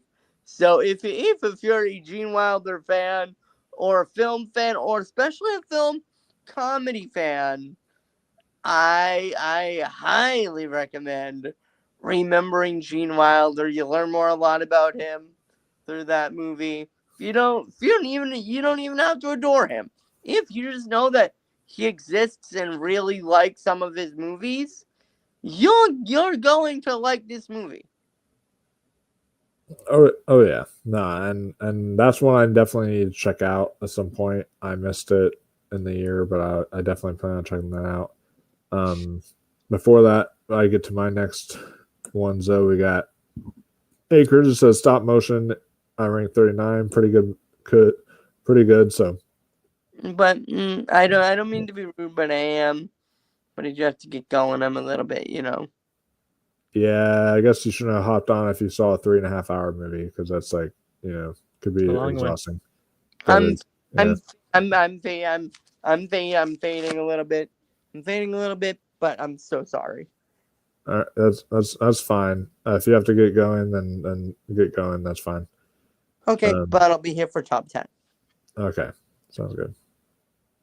All right. So next two I wanted to mention was since he mentioned some documentaries, I was like, hey, I haven't mentioned any docs yet, and there's some under the radar docs that no one really has heard of. So I'm going to mention these two docs. The first one I wanted to mention, do any of you two know who Allee Willis is? I don't name them. I don't. Maybe. Well, y'all should, because The World According to Allee Willis was an exceptional documentary I watched at the Virginia Film Festival, and this was just opened my eyes up to someone who I had no idea about, and she was a boundary breaker, a hit maker, and a pop pioneer who invented a lot of your favorite hit songs, Earth, Wind, and Fire stuff. Like she wrote the "Do You Remember What It Was Like in September" and all that stuff, and all these songs. She wrote a lot of these songs for like the African American community who, like, they all just look up to her for what she was able to achieve there. She also wrote all the songs and the entire Broadway play of The Color Purple that came out, and like she was also queer, so she was a queer icon, and she implemented the first ever lesbian kiss on like a Broadway musical with The Color Purple, and it was something that was very interesting to just look at this flawed yet sensational human being who had this amazing mansion, and they would always have parties at her house, and so that she was like would host the best parties that they would go to, and it was just an excellent doc. And the talking heads here are excellent. You got Cyndi Lauper interviewed, you got Paul Feig, you got Pee Wee Herman, Paul Rubens in there, the lead singer of Earth, Wind, and Fire. There's a lot of really good talking heads throughout this doc, and they all just talk about how influential she was, because she basically was a huge stamp on the music industry, and like she became such an underrated name in the industry, and no one really heard about her much, and it's really unfortunate because of what she was able to just achieve in the music industry. So that's a doc that I absolutely was blown away by, absolutely loved. So if y'all have not checked it out, check it out. It's on VOD now, so you guys can rent it on VOD. But it's one that went completely under the radar for people and was a standout doc for me. Another doc I wanted to mention, I am a huge Last of Us fan. Anyone who knows me knows I am a huge Last of Us fan. The first Last of Us game is my favorite game of all time. My second game of all time, right after that, is Last of Us Part 2. So I'm a huge Last of Us fan. And they made a documentary back in 2013 called Grounded, The Making of The Last of Us. And I thought that was a really exceptional, well-made documentary that showed you the behind-the-scenes look into what it took to create The Last of Us and all that. So thought that was really excellent. Then now they've come out in 2024 with Grounded 2, The Making of The Last of Us Part 2, which was a look and deep dive into the sequel. And I thought that was really, really well made. It really talked about the process that all of them had to go through, but also talked about the controversy of the game, like when the leaks came out, how that affected the game and how people were like perceiving it. And they talked about like the backlash of the Abby character and all this different stuff. And I thought it was just really, really excellent. It made me grow an even more of an appreciation for the game. So if y'all have not checked out Grounded 2, The Making of The Last of Us Part 2, it is streaming on YouTube for free on the Naughty Dog page. You guys can check that out there. Really excellent documentary. So those are two docs I wanted to highlight. If I had to highlight another doc, one I also wanted to highlight real quick is Skywalker's A Love Story. So this is one that is a documentary I watched at Sundance earlier in January last year. And it was I hate Netflix. Netflix should not have bought this movie because I watched this from my TV since it was Sundance Online, but I really wanted this to be released in theaters because watching it from my TV already made me want to vomit. And so if I would have been there watching it in a theater screen, I would have fully passed out because Skywalker's Love Story is about these crazy daredevils who will climb skyscrapers and go up on like these tall buildings, some of the tallest buildings in the world, without any wires holding them. So it's like, and a lot of the doc is shooting it from like GoPros on their hat or whatever. So like you're seeing them as they're dangling down from this tower. And if you are scared of heights, this documentary is not going to help. This documentary is going to make your fear of heights even worse. It's super interesting because it's like part romance too, because she like forms a romantic relationship with another daredevil who joins her on this journey. So it's like romantic documentary heist film because they even like illegally climb a tower at one point. It becomes almost like a heist film at the end. So really, really interesting. Highly encourage y'all to check that out. It's on Netflix if y'all have not seen Skywalker's A Love Story. These people are crazy and they definitely have bigger backbones than I would. Do you know what I've heard about it too, Mike, though? Do you know what I've heard about it too? What? It would be a great double feature with that other documentary called Fire of Love. Fire of Love? I could see that. Yeah. Fire of Love is gorgeous. If you guys haven't seen that one, check that one out. Yeah, I have. Yeah. I have because it's about the couple like that would literally like risk their lives too on the volcanoes. Absolutely. So yeah, I know that you saw Grounded too, Making the Last of Us Part 2, but you haven't seen the other ones. What did you think of that one? Yeah, I loved the making of. I loved watch. I've seen the previous Grounded also, and I'm a huge fan of The Last of Us Part 2, especially. It's like one of my favorite games, So getting that detailed look into how they made it really makes you appreciate all the finer details of that. Something like that says so much meticulous craft going on, like to craft every single little, blood spurt and the when you play that game, it's the AI and it's so realistic. It's like genuinely unnerving. You start to feel like bad for the fact that you're killing these people, and you see all the effort that went into making that happen. And I really can't wait to see what Naughty Dog does next. I believe their next game is a new IP, like a sci-fi kind of IP. So I'm really excited to see them get into a new IP for the first time in a very, very, very long time, especially coming off The Last of Us. Like you watch this doc and you are just blown away by how far this company has come over the last couple of decades, coming from like Crash Bandicoot all the way to this. You know, it's hard to believe it. Yeah. It's kind of crazy. Now they're coming out with that like intergalactic game, which looks interesting. So yeah, definitely. I'll bring up another video game doc that I watched. The making of Half-Life 2. Half-Life 2 also had an anniversary this year. If you love The Last of Us, you owe a life debt to Half-Life 2, because if Half-Life 2 didn't come out and get made as well as it got made, there is no Last of Us. There is no Uncharted. You know, all of these big sprawling games you come to take for granted now exist because of these devs at Valve who made Half-Life and Half-Life 2 when they made it. We talked about how it's inspiring to see like a handful of people come together and make a good movie, and it's also inspiring to see a handful of people come together and make a great video game. And the Half-Life 2 documentary really made me deeply appreciate Half-Life even more so than I already did. Like when you look back on those games now, they have, you know, there's elements that have aged poorly, you know, compared to how games play now. But when you look at the fine details, like they had to code those cans to bounce that way, you know, they had to like code that box to break that way.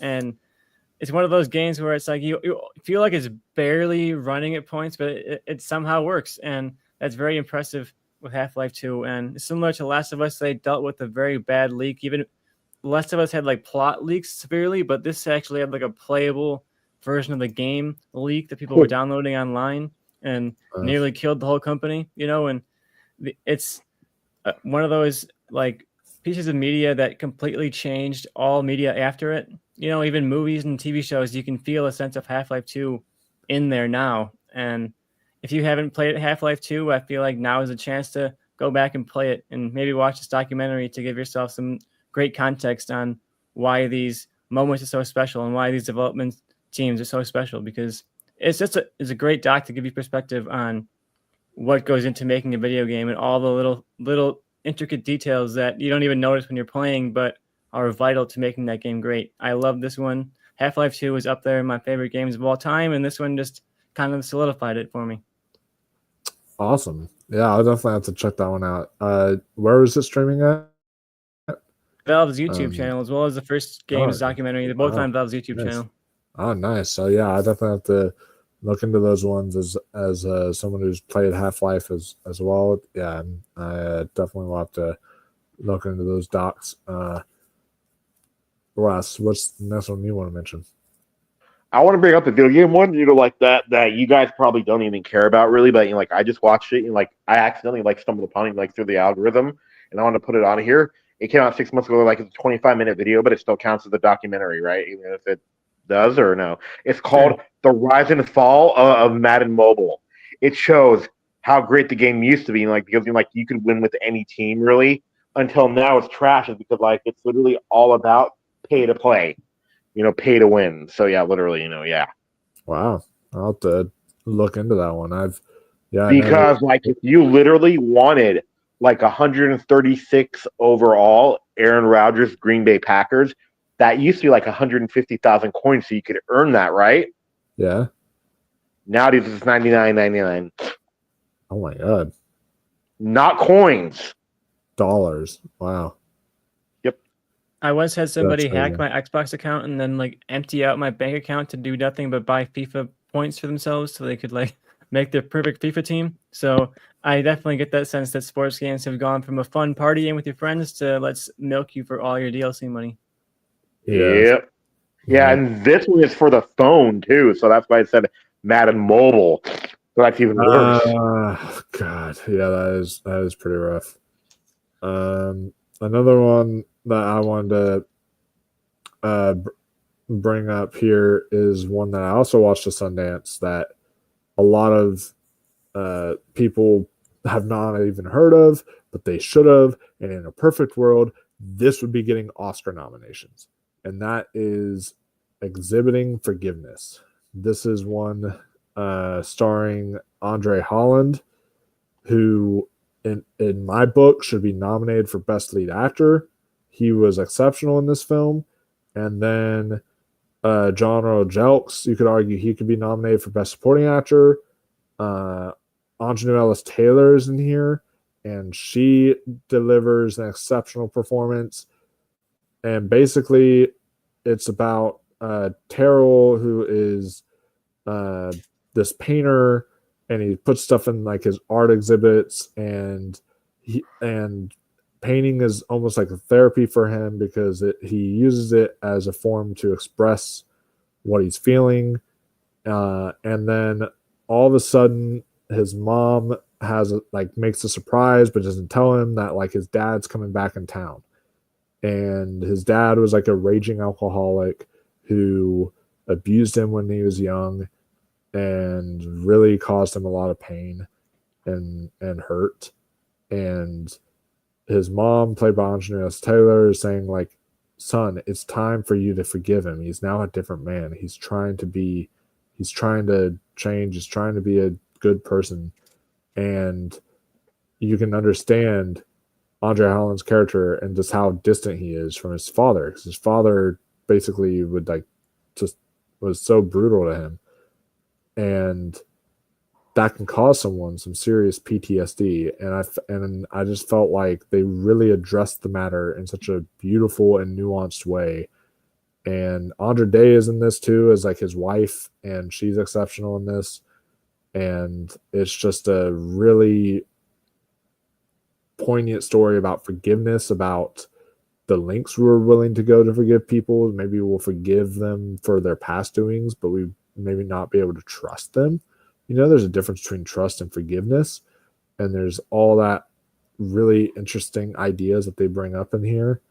And I was really moved by it, especially as someone who's had issues of my own with my dad in my past. I was really able to personally connect to this story and found a lot to hold on to. So I highly, highly encourage, if y'all have not seen Exhibiting Forgiveness, this one is available to rent on all VOD platforms. It's from Roadside Attractions. It's really, really good movie. So, yeah, that's the next one I wanted to bring up. So, do you have any of y'all seen that one yet or no? Totally. Not yet. I want to now because I just like rewatched, a movie with the lead actor, who was in Moonlight, and that movie was amazing again. So yeah, so now that makes me more excited. What? Oh yeah, it's so good. Moonlight. He was so good in that. And he's going to be in another film at Sundance this year called Love, Brooklyn. So I'm tempted to get that one. Sounds really good. But what's your next one, Tristan?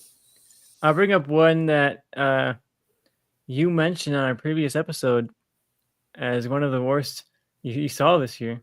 I went and watched it after your recommendation. Not exactly a recommendation, but your non-recommendation. I went home and I watched Murder Ritaville. If you didn't watch our previous episode, this is a true no-budget movie about a bunch of like dorky fans of Jimmy Buffett who are like driving home from a Jimmy Buffett concert, and things go awry because a living parrot man tries to kill them. Yep. But this is one of the funniest movies I've like maybe ever watched. So like the parrot man is crazy, but like there's stuff where they're like holding up like literal like plastic foot from Spirit Halloween type of thing, and acting like it's a severed foot. And you mentioned the guns and I think this is just like a total blast. And if you're at all a fan of Jimmy Buffett, you're gonna recognize that like 95% of the dialogue in this movie is just like Jimmy Buffett quotes or like little references to Jimmy Buffett and things in his life and stuff like that. So you can tell this was just a pure passion project from people who are just like huge Jimmy Buffett fans. And they're like, wouldn't it be hilarious if there was a puppet or a parrot head killer? And then like it just kind of like spiraled into an actual movie that they made, and it inspired me in the same way some of the stuff has today that we mentioned, because it's just like a bunch of friends who were like, wouldn't it be fun if we made a Jimmy Buffett movie that was a horror movie? And like they somehow had it get done and come out. And this is a really, really fun time. Laugh out loud dialogue, like every single line is funny. The effects are laughably ridiculous, and all of that stuff is very much intentional. I feel like there's so many movies like this that are just bad like just bad outright, and this feels like it's being silly. You know, it's people goofing around and making a fun like backyard kind of movie that you'd make with your friends. You know, like I made these movies with my friends all the time.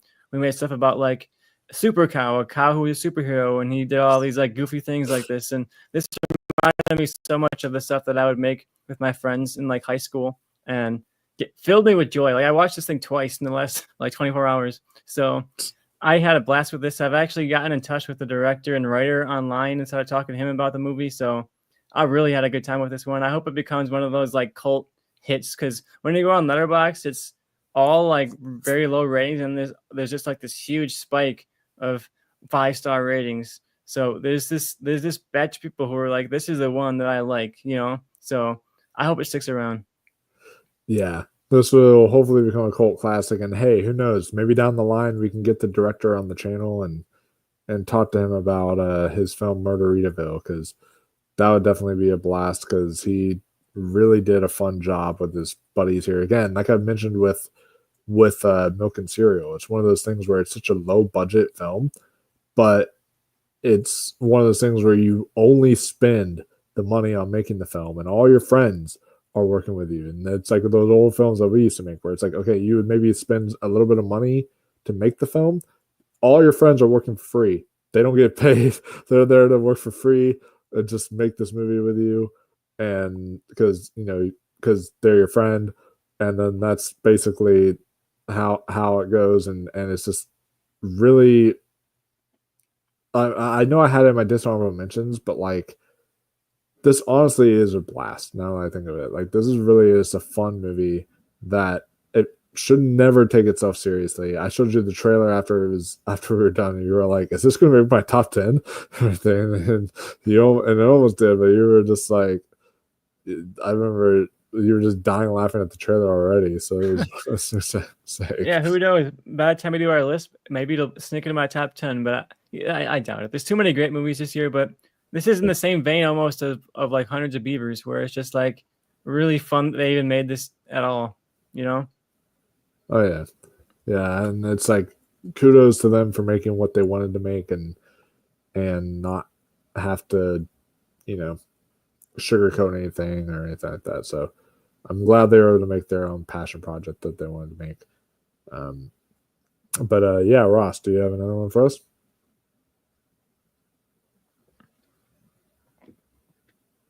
And Ross, I believe, is DC'd. It's just the two of us right now. He is, yeah. Okay then. You want to move on to one of yours? Sure. Yeah.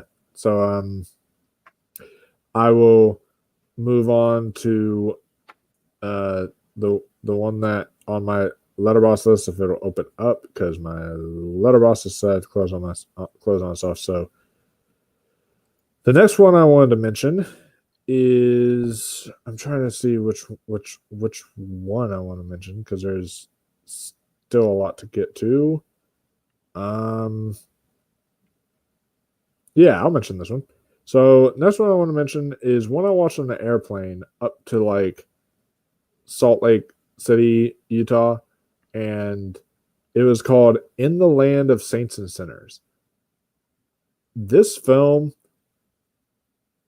I saw it on the airplane and I was like, you know what? I'll click on this. I'll watch it.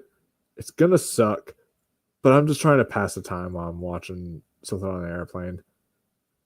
Watched it, and to my surprise, this was actually really good. I was surprised. I was like, whoa, what? We have a good Liam Neeson movie? What has happened? Like, I was like, my brain was like blown away that we actually had a good Liam Neeson movie.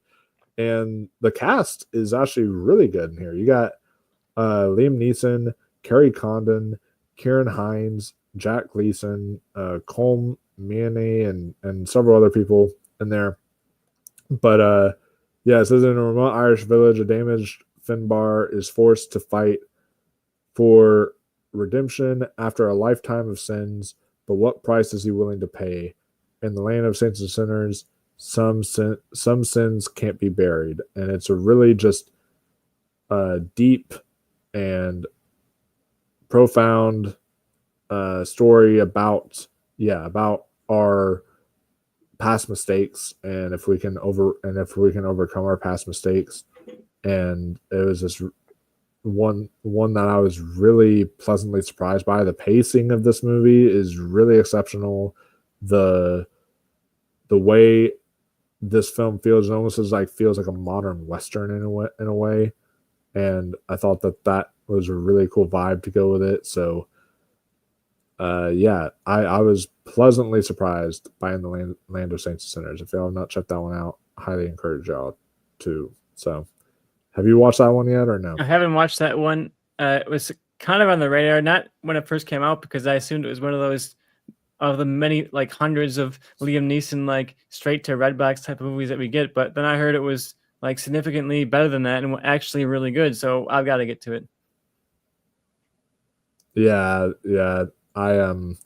It's one I definitely recommend. I thought it was just going to be another bad Liam Neeson thing, but I was very, very surprised by this movie and thought it was exceptional. So if you have not seen that, go on that one. What's another one you want to mention? I want to mention one from another actor and director who needed a hit. Jason Statham starring Vehicle, directed by David Ayer, The Beekeeper. Biggest surprise, one of the biggest surprises of 2024, hands down. This has like a 2.5 on Letterboxd or something like that, and I don't know why, because like this is a blast. Like this is so committed to the bit of being stupid that it's just like one of the Letterboxd. Okay, Letterboxd is a bunch of film bros. All right, I use Letterboxd and get it, but they're a bunch of like film bros who don't actually want to have fun with movies. They just want movies that will like make you depressed, and they want to rate those ones super high. And then all the ones that are like fun, like Murderitaville or like Beekeeper, they'll like just rate low. So yeah, this is all carried by the script too, because it's such a fun like rise from the beginning of the movie, where it's like, oh, this guy just has like this very personal vengeance that he wants to get because someone like wronged this landlady that he likes, and it escalates to just like the most absurdly huge stakes possible. And like Jason Statham has like 5 lines or something in this movie, but he delivers them all perfectly. And this is the type of stuff where it could have so easily been, like you mentioned, Liam Neeson has so many, and so does Statham, those kind of completely and entirely forgettable kind of action dramas. And this one is so committed to being what it is. Never a moment where it's like trying to be overly self-aware or like self-deprecating. Like a lot of these movies feel like they have the need to like put themselves down in order to be taken seriously. And this movie does not do that. Like this movie commits to, it's stupid, but it's not going to like point out that it's stupid, because you know that it's stupid. That's why you're there, you know? And I had a blast with this one. If you want to turn off your brain and shove it full of popcorn and just laugh and have a really good time with some great action sequences, some fun one-liners, and just general absurdity, I really recommend The Beekeeper. I hope David Ayer can at some point have a comeback, because he's got to get over that Suicide Squad thing. It's been a long time, man. I know your cut's not coming out. You know, go back and make it a Beekeeper too, because I want the Ayer cut of Beekeeper, not the Ayer cut of Suicide Squad. Well, hey, we're kind of getting that with The Working Man this year, so that should be a lot of fun. And now I'm excited for that because, yeah, I went to go see The Beekeeper and Mean Girls as like a double feature. And I started off with The Beekeeper and I was like, ended it with Mean Girls. And I was like, oh, great. This is going to suck. This is a January movie. This is going to be some January throwaway action movie. And I was pleasantly surprised. That one fight that like happens in that hallway is like visceral and like in your face and super bloody and just really good. And I was like, oh, whoa, this like the action was really top notch. Part where he like ties the guy to the car, like drives it off the ground. I was like, oh god, like this is brutal, but it also is just so much fun. And yeah, it was definitely one of the biggest surprises, hands down, that I've seen. Reminds me of so many of those action classics like Commando, where it's like the plot is there just Yes. to give you an excuse for Arnold to like kill guys in fun ways, and that's what this is. You're getting Jason Statham killing guys in just like increasingly fun and silly ways as it goes along, and it's a blast. It reminds me, yeah, like I said, it's a Commando follow up type of thing. Just watch it for the fun. Absolutely. No, I completely agree. The next one that I wanted to bring up on my list here, I'm just trying to see which one of these I wanted to bring up, but I'll bring up this one. There's one I watched from A24 in theaters this year called Tuesday, and this one has Julia Louis-Dreyfus in it, and basically it was kind of a crazy one. It's about a mother who is trying to deal with her daughter who has cancer, and her daughter basically is going to die. It's one of those stage 4 cancers that she has, and the mother just can't really deal with this pain of having to lose her daughter, and death, like, as we know it, the spirit death shows up, but in the form of a talking bird. And so a talking bird shows Lucky up. Parrot Man. Sorry, another parrot man. You get another fucking parrot man in there, talking. The voice is actually someone named Ernst Kinney. He has like an amazing voice for this movie. And yeah, this is Julia Louis-Dreyfus is like best performance I've seen from her in quite some time. She really was emotional. She was also kind of an a-hole, but you understood why. She was like kind of an asshole in this movie, but she was that way because she kept on trying to deny the fact that her daughter was going to die. She did not want that to happen. And it was just something that was really profound and beautiful. And I just highly encourage you guys, if you haven't watched it, it's A24, so it's streaming on Max. I highly encourage y'all check this one out. It went completely under the radar for people, and it like was in my theater for literally 1 week and then left. And so I was happy I got to see it while I was playing in my theater.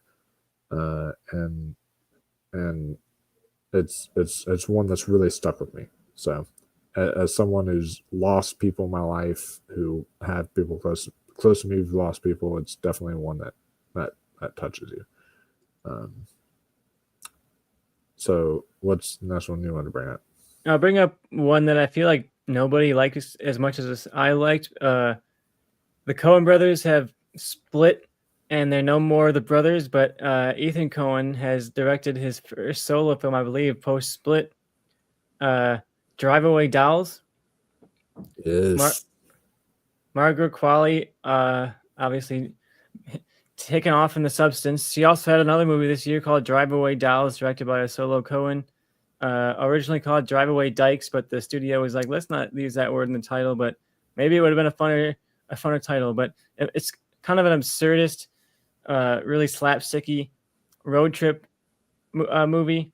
They're in the vein more of like Raising Arizona and like Hudsucker Proxy, like early kind of Coen Brothers silliness, which is what I really appreciated for it. Like Joel Coen has gone in like the very serious route. He's like, I'm doing Tragedy of Macbeth, and it's going to be like this very meticulously shot, really, really tightly crafted adaptation of Shakespeare. And Ethan's like, I'm going to make this zany, insane movie with Pedro Pascal, like trying to track down like these really elaborate dildos and just lean into the absurdity side of the Coen brothers. It's been an odd experience seeing the Coens split like this, because we're getting like the two sides of Coens by themselves. And I feel like this could have used a little more of the Coen tightness to be truly a great movie, but I had a blast with this one. It's really funny.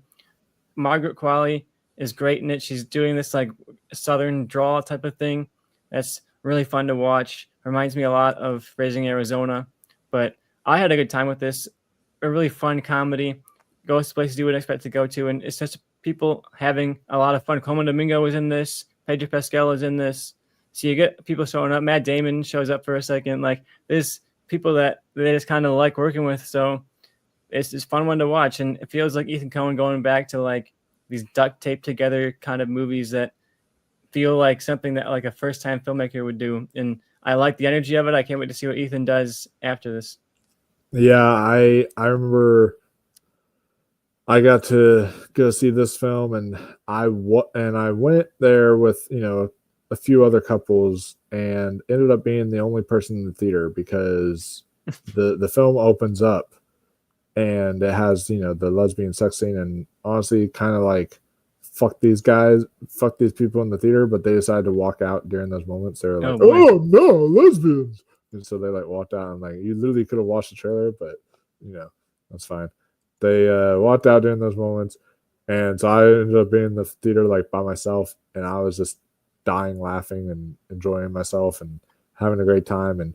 And yeah, Margaret Qualley is an utter blast in this film. But I thought the standout was what's the actress's name? Geraldine Viswanathan. Yes, Geraldine Viswanathan. She was excellent in this. She really was the absolute standout of this movie. And Beanie Feldstein is also really good in this movie. Oh yeah, she's really Very good. Coleman Domingo, like Matt Damon is a fun little cameo in there. So yeah, it's got a great cast. Ethan Coen. I hate the Coen brothers split up, but like at least he did a decent job on this film. Ethan Coen did, so I'll definitely give him that. It's also 84 minutes, so it flies by, which is really nice. And I love to see them get back together because they've split up and they've made some very interesting stuff apart. Yeah. But I love to see them come back together and see what this solo time can bring them if they become a unit again, right? Because they work great together, and I feel like the merging of those styles makes the Coen Brother movies work. And seeing those two styles separated, something's missing. Like both those movies feel like something is missing. And I love the transitions in this movie. Traveling Dolls. The transitions were otherworldly. I was like, whoa, what is happening? When I was watching the movie, and you would see like cut from cut to cut, and I was like, whoa, this is insane. So yeah, that is one that was absolutely excellent. So another one I wanted to mention is, since Ross left, I know he would have mentioned it, so this is for you, Ross. He says, sorry guys, internet crapped out. No, that happens, it's fine. But I'm mentioning this one for you, buddy, because I know you would have mentioned it, and that is Strange Darling. This is a film that I went in completely blind. Guys, I highly encourage, if you have not done it, please go into a film completely blind. Don't look at any reviews. Don't watch a trailer. Don't have any kind of like mindset going into a film. Just try it once. I assure you, you're gonna love it. Like you can know if it's getting good reviews before you go in blind, just so you're not getting yourself into complete dog shit. But like other than that, don't like the Rotten Tomatoes score, that's fine and all this, but don't go into anything like I've been doing this lately. Like I went into Red Rooms completely blind, didn't watch a trailer, didn't see anything like that, and that blew my mind. And like here, it was the exact same way. Went in completely blind, and this has to be the biggest surprise because I had no expectations whatsoever, and and I was just shocked at where this film went. I'm not going to spoil anything because, again, it went so under the radar. It only lasted like a week at my theater. But this stars Willa Fitzgerald, who has gone a long way since the Scream TV series. And also my boy Kyle Gallner is in there. You have Barbara Hershey in there. You got Steve Michael Quezada from Breaking Bad in there. You got several different actors, and each one plays a part. The only thing I'll say in this movie about this movie is that it is non-linear storytelling. If this movie would have been linear, I feel that would have actually ruined the film because I felt like it worked so perfect being non-linear and actually telling the story in the way it did. The cinematography here is actually done by Giovanni Ribisi, of all people, which is interesting. And he did Horizon cinematography, and now he's doing Strange Darling cinematography. Like, this guy is a genius behind the camera, not gonna lie. So keep on doing what you're doing. And yeah, if we lived in a perfect world, Willa Fitzgerald would have gotten some awards consideration for this. Excellent movie. Did you get a chance to see Strange Darling, Tristan? I was thinking today, I had choosing between Strange Darling and Blink Twice, and I went with Blink Twice, but Strange Darling is like definitely on the next couple of ones to watch, because I definitely got to get that in the next couple of days, because I've heard nothing but great stuff, and I loved Willa Fitzgerald in the Scream TV show, so happy to see her get a role like that. And Kyle Gallner is definitely like one of the big breaking actors, I feel like, right now, especially in horror. He's popping up in so many good horror movies. He said online he wants to be a final boy. So give him that final boy role. Make him a lead for once. You know, I think it's his time. Yeah, I mean, he's a great character actor, and he's been killing it in a bunch of horror. We just saw him in Smile 2 also this year too. So he's been killing it in the horror genre. He can do anything in my book. He's also hot as hell. That is also a benefit. So there's definitely that. And yeah, I highly encourage you to check out this one. It also probably has the best version now. I'm sorry, Rob Zombie's Halloween 2, but now the best version of Love Hurts has come out, and it's from Strange Darling now. So definitely give that one a watch if you can. I personally, if you would have asked me, like said, hey, I'm trying to pick between Strange Darling or Blink Twice, I would have told you Strange Darling to pick, but you probably should have asked you. Yeah, because Blink Twice I do like, but it's not one I'm like as high on too. So that's one you want to bring. I'll bring up one here that I know you've seen. I don't know how you feel about though. In a Violent Nature. I got to interview one of the actors from In a Violent Nature. So hey, that's In a Violent Nature is one of those, we talked about a couple of movies like this today, where you either are in for it or you're completely out from it, and it's not going to work for you at all, and you're going to hate watching it. It's essentially a slasher similar to Friday the 13th or any of those kind of like camper nature-based slashers, and outside of a handful of scenes, you're following the killer the entire time, and he doesn't speak, he doesn't really like communicate at all. You're just like almost like a third person perspective, like a Last of Us kind of perspective. You're following this guy as he's walking around through the woods and occasionally wandering upon some teens and killing them. And I think you're either going to think that's extremely boring and nothing happens, or you're going to think it's like this really gorgeous deconstruction of the slasher genre and turns a lot of the tropes on its head, but also just has really gorgeous like photography of nature. You know, it's like a Terrence Malick horror movie or something. And I really like the vibe of this. I think it could have done a little more subverting of the tropes, and it feels like when it tries to like bring in the human characters towards the end, it like really stops being as good. But I really like the premise here and the style of this. I think it's a gorgeous looking movie. I think there's a more thematic depth than people give it credit for just the like a lot of these horror movies feel like nature kind of rebelling against humanity, and like people going out into the natural world and forgetting the fact that like we're just animals, you know, and we love to live in societies that cut us off from nature and treat us like we're not part of nature, and that we're somehow like this separate beast that's not part of the natural world, and that we're somehow like immune to nature's power over us. And slashers like this and like Evil Dead are reminders that like nature is this overpowering behemoth that's bigger than all of us, can outlast all of us, and like if you get on the wrong side of the natural world, it'll eat you right up. And there's some really insane kills in this. Like some of the craziest kills I've ever seen ever in a slasher are in this movie, and the crazy juxtaposition of seeing the goriest kill you'll see all year, and then just like a 10-minute silent shot of like a guy walking through the woods as the sun sets. And really gorgeous movie. I love this. I feel like I'm higher on it than a lot of people are, but I had a great time with this, and I really hope more people see it and more people give it a chance and aren't turned off by like the gimmick of, oh, you're following this guy in a mostly silent movie, but the kills are amazing. So if you just want to watch it for the kills, they're going to be worth the wait. But I feel like there's honestly more to this than people are even giving it credit for. Damn, I wish you. I would have made you officially a part of the channel around the time I interviewed Charlotte Cragen, because I had her come on. The most brutal kill of the whole movie. I reached out to her and she agreed to do an interview for the film. She went into detail about how the kill was done and all that stuff. So if you guys want to see that interview, go check it out on the channel. I got to interview her for that film, and she's such a delightful human being, super kind. And so I was very happy to be able to do that interview.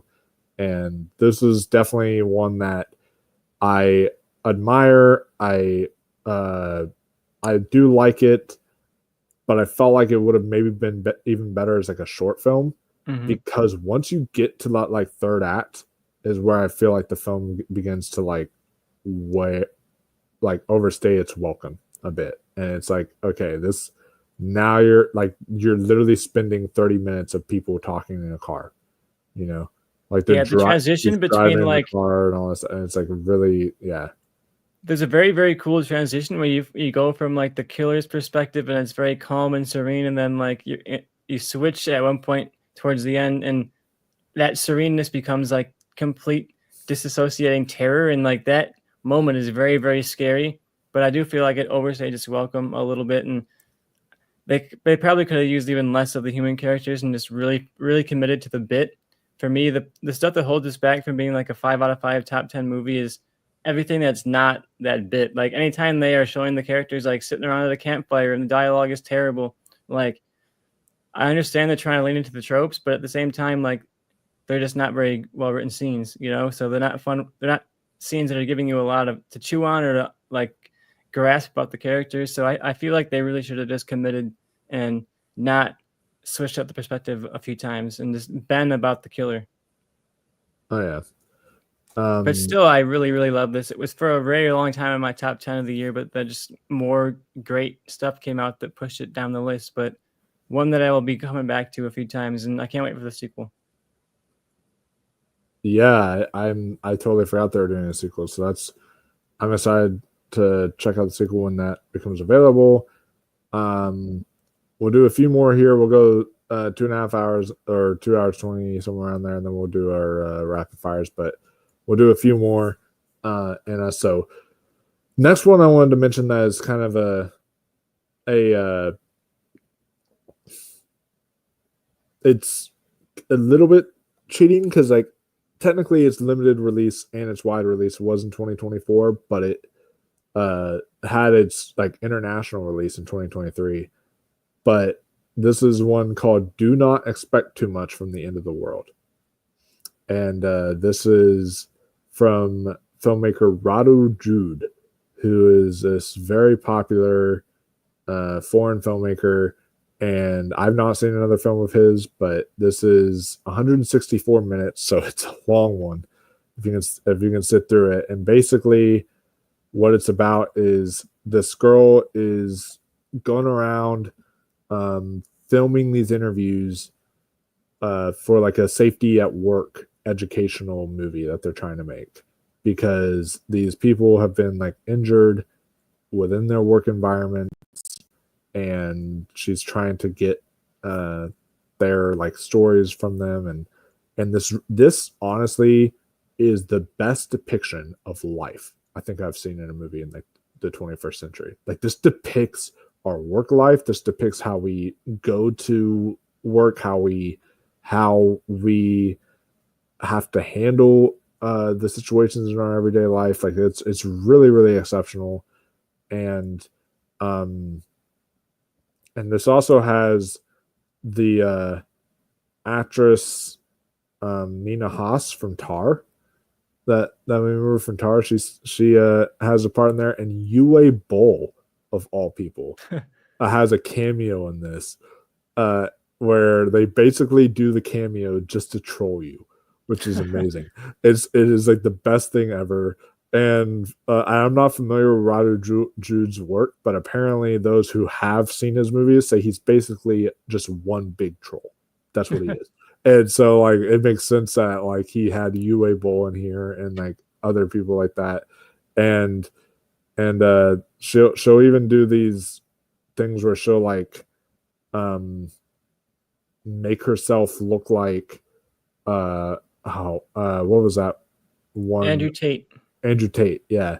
She'll like do these little face interview like vlogging stuff that she does where she'll make herself look like Andrew Tate, and yeah, very I'm like shocked they exceptional. got away with doing that, but Yeah, I'm shocked too, but they were able to pull that off and make it really funny. And the final shot of this movie is a 40-minute one take shot of just an interview that's happening and like the whole process of it and them trying to, but it's so effective and you're never bored throughout this almost 3-hour runtime of a movie. Like it is very good. Did you get a chance to watch this one? yeah, I did get a chance to watch this one. The title alone is what kind of sells you on this, but you see that runtime and you're like, what is this going to be? And when you see that when you say he's a big troll, it kind of makes me appreciate the movie a bit more because it feels like there's stuff in here that is only there purely to like upset you or something. It's like this movie is long because they just like wanted to make a long movie. Thought it'd be like funny or something to make this like movie really, really long. Like, and like that last segment is so long and it's engaging, but I also feel like he's making it long like for the bit, you know. And I appreciate that sometimes, you know. The fact that this movie is kind of just like a full-on troll on people, but it also is not just like pure trolling. Like there's actual stories, actual depth here. I think it captures like that absurdity similar to like in 2020 and 2021 of like having to go to work while the world is ending all around you, you know, and like you still got to go to work, you still got to make your money, you still got to pay your bills despite the fact that everything seems to be collapsing everywhere that you are, you know. And during that time, I was a delivery driver, so I spent a lot of time on the road, similarly to how she did. And seeing the world from that perspective is surreal, you know. And we're seeing so much tension and change right now in the world, and this movie captures that moment very quietly. You know, it's not necessarily about like the world exploding or like an asteroid hitting the Earth or anything like that. It's about like that slow decay of the end of the world, and like if we are experiencing some kind of giant, birth of World War III or like the collapse of society or something like that, it's probably not going to be an asteroid hits us and we all die. It's going to be over the course of a very long time.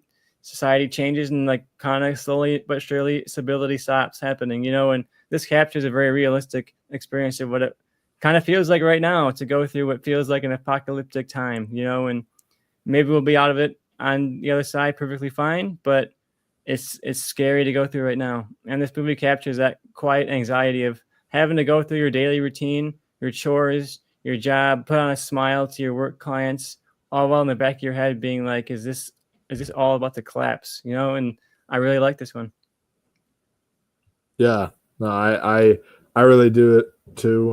When we first started off the year, this was like my top 10 of the year, and so now it's scooted down, but it's one I really wanted to mention because I think it captures the mundane of everyday work life, especially in the 2020s. So there's a great Bob Dylan reference in here too. If you're riding the high of complete unknown and you want to get some more Bob Dylan in you. Yeah, really, really good one. So I think, and it's also available on Movie, and it's funny because both movies available on Movie have my favorite titles of the year. This and the Do Not Expect Too Much from the End of the World, but then also the Humanist Vampire Seeking Consenting Suicidal Person.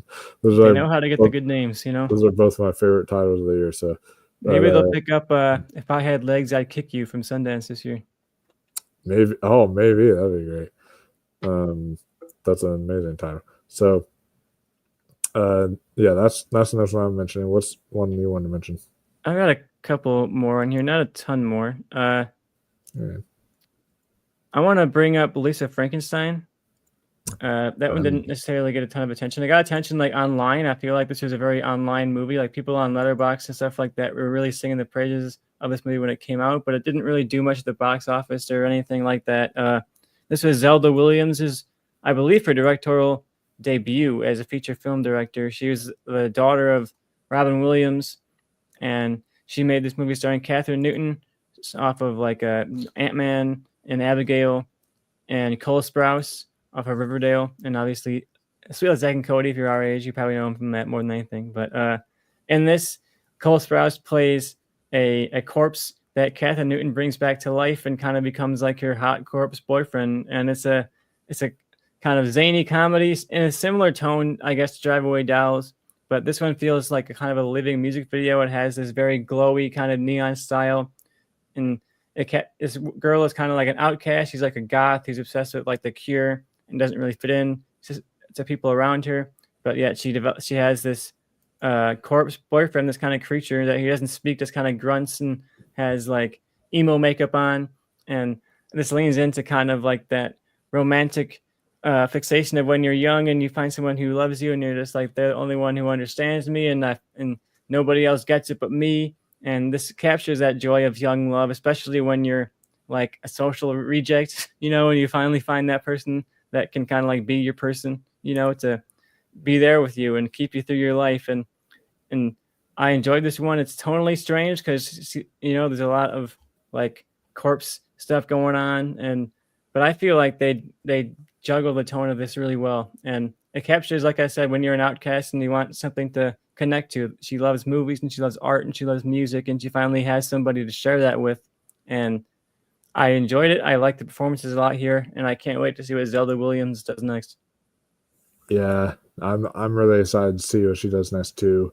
And it's also written by Diablo Cody, who is an excellent screenwriter already from like Young Adult, Juno, all these. Yeah, and has really a sad record of box office failure despite really good movies. Yeah, so this is like the third in a row.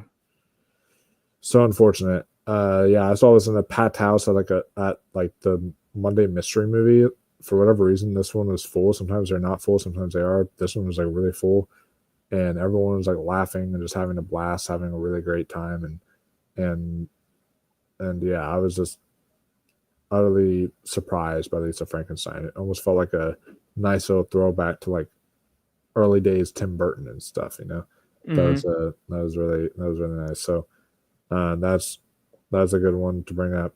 One I wanted to bring up. This one I'm wanted to throw on here because I do feel it's under the radar. It's underrated, and it was absolutely one of my favorite movies I've seen this year. Is Thelma with June Squibb.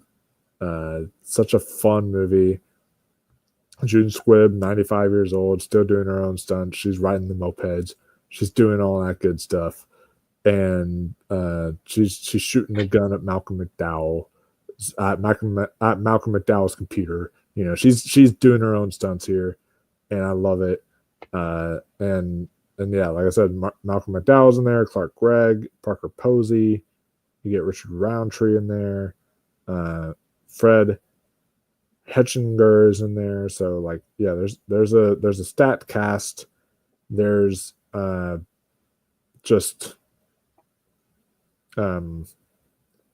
this film is just so much fun. It's about like this 93-year-old Thelma Post basically gets duped by this phone call that says that like her grandson's in trouble. So she basically sends money to try to save her to help her grandson, and then all of her money basically goes to this like scam organization. And so like they scammed her into taking all of her money, and so she's like riding the moped with Richard Roundtree to try to get her money back. And it's just such a fun ride of like just so many fun antics, and and June Squibb in a perfect world would be getting an Oscar nomination for this movie. She's not only is she hilarious, but she also has moments of genuine heart, because it's just, you really feel bad for her because she can't do everything properly. She has to be taught by her grandson on how to use the computer or how to use certain stuff like that. So you really feel bad for her, and it's about like aging but wanting to live in your younger selves. You're like how we were before we would have gotten to that age, and it's just a really beautiful story about family and just all the ensemble is just really good here. So yeah, Thelma was one I really wanted to put there on my list. I haven't seen Thelma yet, but I'll definitely want to check it out. The premise alone of her in that kind of movie just makes it a lot of fun. Oh yeah, like I said, she's doing her own stunts, and it's great to watch. So, yeah, that's definitely one I recommend. Do you have another one? I think I've got one more in me outside of the ones we want to mention towards the end. Let's see what I got here. I want to mention. I'll bring up Amy Adams' movie Night Bitch. That'll be my last pick here. It got a good amount of attention at first, but it seemed like it really fell off and was one that nobody really brought up, because there was a moment where people were thinking she was going to be in for the Oscars or something, and then never got in for pretty much anything, but a little bit. But this is one that I had a good time with. It's starring Amy Adams. She's playing this new mother who's living at home and has kind of given up her art career for the moment to be a stay-at-home mom, and Scoot McNairy plays her kind of aloof husband who is not ill-intended, but he just kind of like, a dorky husband who just kind of doesn't know what's going on in his wife's life. And he's like, oh, I would be happy to spend time with my kid all day. What do you mean? And meanwhile, she's like dealing with the actual process of staying with the kid and dealing with his poops and his tantrums and all those things. But meanwhile, while she's struggling with being a single mother, she starts to go a little crazy and start to think that she's morphing into a dog. So there's that whole level to it too, where she's starting to like grow fur patches and she's starting to like eat raw meat and like do all these like animalistic things. It's a rather on the nose movie about motherhood and the things that women are asked to give up in favor of being moms, and how society treats that like the morally correct thing to do. And if you're not willing to give up your life to be a mother, then you're looked at as like a bad woman. And I enjoyed a lot of those themes that it's trying to explore. I think Amy Adams is really good in this. I wish they would have like done more with the dog stuff, but like the dog stuff that's there is pretty good. But I did appreciate the themes here of what women are expected to let go of. And she was an artist. She had a lot of artistic talent and a lot of artistic drive, but then she had a kid, and they were like, well, you got to stop doing all that now and go be what you're supposed to be. And this is kind of about a woman finding that balance of self-care and family care, and wondering if there's actually a way to balance all of that, and then kind of finding herself through that journey. So it's a pretty good one. It's not going to break your top 10, but you get a good performance out of Amy Adams. A lot of fun, goofy moments with the dog stuff, and I think just a pretty heartfelt theme that can give you some perspective on what like your mom had given up to raise you, and the women in your life, appreciate them a little bit more. And this shows like women can connect on that level of, I'm a woman and you're a woman, and we know what that shared experience is like. And it's also a calling to us as men to like recognize what we just kind of expect women to give up for us. Like there's never a moment where Scoot McNairy is thinking about giving up his job to be a stay-at-home dad. So I think you're supposed to wonder about that. Like, value the woman in your life. We talked about Dee Dee telling us to love your mom. And this is also telling you to love your mom, not just your mom, but your wife and your sister and, the women in your life who are quietly suffering. And we're, as men, kind of just like not even paying attention to that. So, pay attention to people around you, be there for people around you, be an emotional support system for people when they need it. I enjoyed Night Bitch. I hope more people watch it. It's on Hulu right now if you haven't seen it. Yeah, I've not gotten around to seeing Night Bitch yet, so I'm definitely got to get around to that one for sure. The last one I want to mention before we get to like our rapid fire section, the last one I want to mention is one that really flew under the radar. I was hoping would get like awards buzz, especially for Natasha Lyonne this year, and that was His Three Daughters. This was one that you can watch on Netflix, and it has Carrie Coon, Natasha Lyonne, and Elizabeth Olsen in there.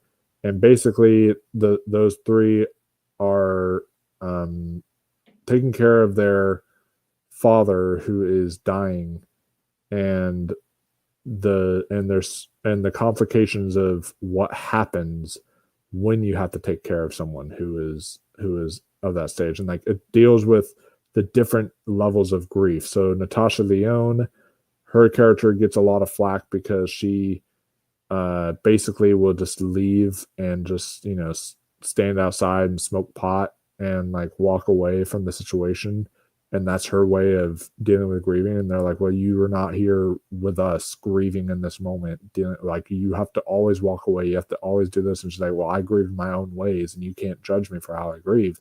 And so it really deals with fascinating topics and ideas of how we grieve, and just the different ways in which that is possible. And just and all the performances here, from Elizabeth Olsen to Carrie Coon, but especially Natasha Lyonne, is just absolutely exceptional and heartbreaking. And it's just, the script is so well written. You really feel like all the dialogue is supernatural, and like these are real people just talking to each other. It almost feels a little bit like a stage play with the way it's done, with the way it's interacted, with the way like all the blocking is done, with the way they have to sit and do all that stuff. It really feels like a stage play, and it's just one that is really excellent. It's from Azal Jacobs, who has done The Lovers in 2017. He also did French Exit, which was one I checked out. And I really liked French Exit. Yeah, that one was pretty good. So he did His Three Daughters, and this is his best film to date. And I highly encourage everyone to check it out on Netflix. It's easily accessible, but it flew completely under the radar because of just stupid reasons, and I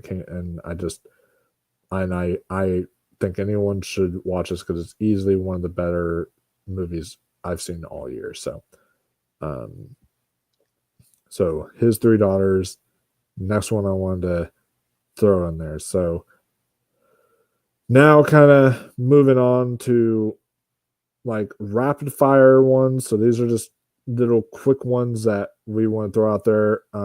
So there can be films that are in our top 10, or it can be films that are still outside of our top 10 that we want to just throw out there and mention real quick.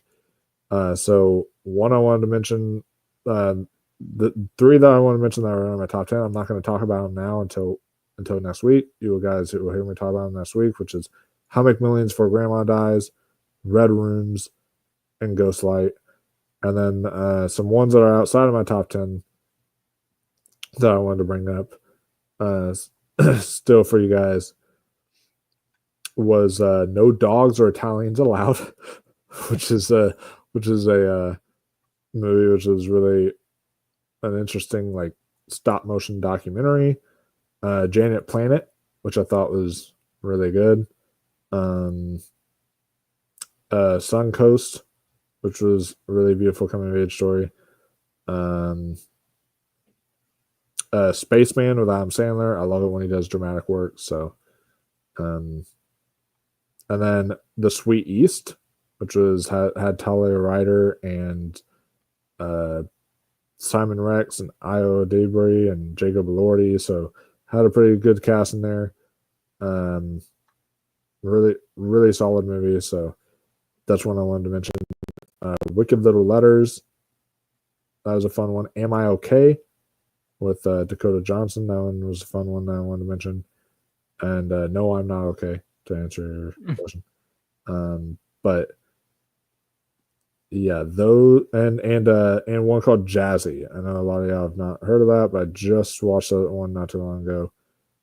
And yeah, those are all the ones I wanted to mention for the rest of the list there.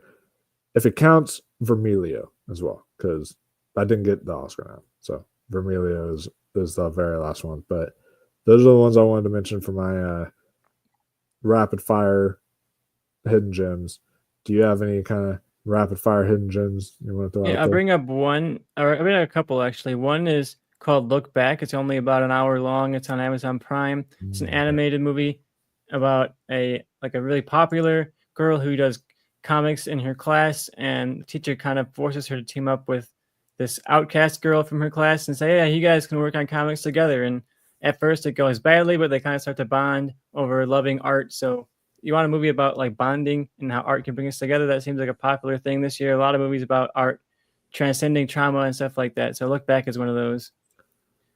I also want to bring up stuff that was in my top 10, or at least potentially will be once I get the list 100% finalized. The Beast, starring Léa Seydoux and George McKay. Kind of a three-pronged love across multiple timelines type of movie. We'll bring it up more in later episodes. Red Room is also on my list. It sounds like it's on Michael's list too. I would pitch that as like Anatomy of a Fall meets like a psychological horror movie. So we'll go into detail on that later on in the week. And another one I want to mention is I Saw the TV Glow. I know that got a lot of attention from like film people and Letterboxd people, but zero attention outside of that. One of the great queer works of the year, and one of the best queer works, honestly, of like the last couple of years. Really, really like that one. I'll talk about that in our best of the year episode. Perfect. Yeah, so that'll basically do it, guys. There's still some other hidden gems out there that I wanted to see that I never got around to, like that one called Zuma, however you spell it. And then there was one, The Last Stop in Umahala County, or like I wanted to watch that one. The Order, I didn't get around to seeing. I really wanted to see that. So there's a few other hidden gems out there that I really wanted to check out, but I just didn't have the time to. We can't get around to everything, but I was able to get to what I was able to and recommend to you guys the ones I was able to see, and Tristan recommended to you the ones he was able to see. But overall, just a really great year for these type of films. 2024 was the year of the indies in my book. So it just, I'm really looking forward to the hidden gems that 2025 will have to offer. And I hope that we get more films like this. I feel like we get our blockbusters, and I know we're always going to go see our blockbusters, and that's something that's great because, hey, theaters are surviving with those. So that'll always be great because that's how theaters survive. Mm-hmm. But I highly encourage everyone, unless they're like streaming exclusively, I highly encourage that you will always try to find these films in a theater and support these films at a local cinema near you. And like, because almost all the films that we mentioned here are original films, and y'all are always talking about like how y'all are longing for original films. Hundreds of Beavers, super original. Murderitatville, super original. All these other films that we mentioned are Strange Darling is an original film. All these are original films, and y'all are all longing for these original films, but yet y'all don't ever like go and see them. And so I highly encourage that y'all go seek these films out. Oh, another one I forgot to mention too is Kneecap. That was the one I wanted to throw in there on my That was a good one. on my honorable mention. Totally forgot about that, but yeah. Episodes like this are a reminder that like these are the movies of the year that really stick with us, right? It's easy to look at this year in particular and think it was a weak year because the blockbusters were kind of weak this year. But when you go through this episode, we talked about so many movies that are all at least very good, you know? So if you watch only the mainstream stuff, it can easily feel like a weak year this year, but it was not. When you go over this list, there's a lot of great stuff this year. Oh yeah. So many good stuff. You just had to find the right movies and the right places. So, yeah, that basically will do it, guys, for this video. But I really hope that you will check out these hidden gems, and we've definitely got some hidden gems on our lineup now. Check out like Parachute, and I forget the other one that Acres mentioned, but yeah, we've definitely got a few to check out now, thanks to her. So if y'all have recommendations for any other kind of hidden gems, let us know in the comments. We'll definitely be sure to check those out. And let us know what some of your favorite hidden gems of the year are in the comments. Definitely would love to hear your thoughts on that. Yeah, so make sure you like this video, subscribe, share, follow us on Letterboxd. All of our Letterboxd links are in the description box below, so you guys can find us on there. We will see you all in our next video, which will be our best of the year on Tuesday. So you guys can be on the lookout for that. We'll see you all in that video. Until next time, stay classy, my friends, and keep on watching those movies.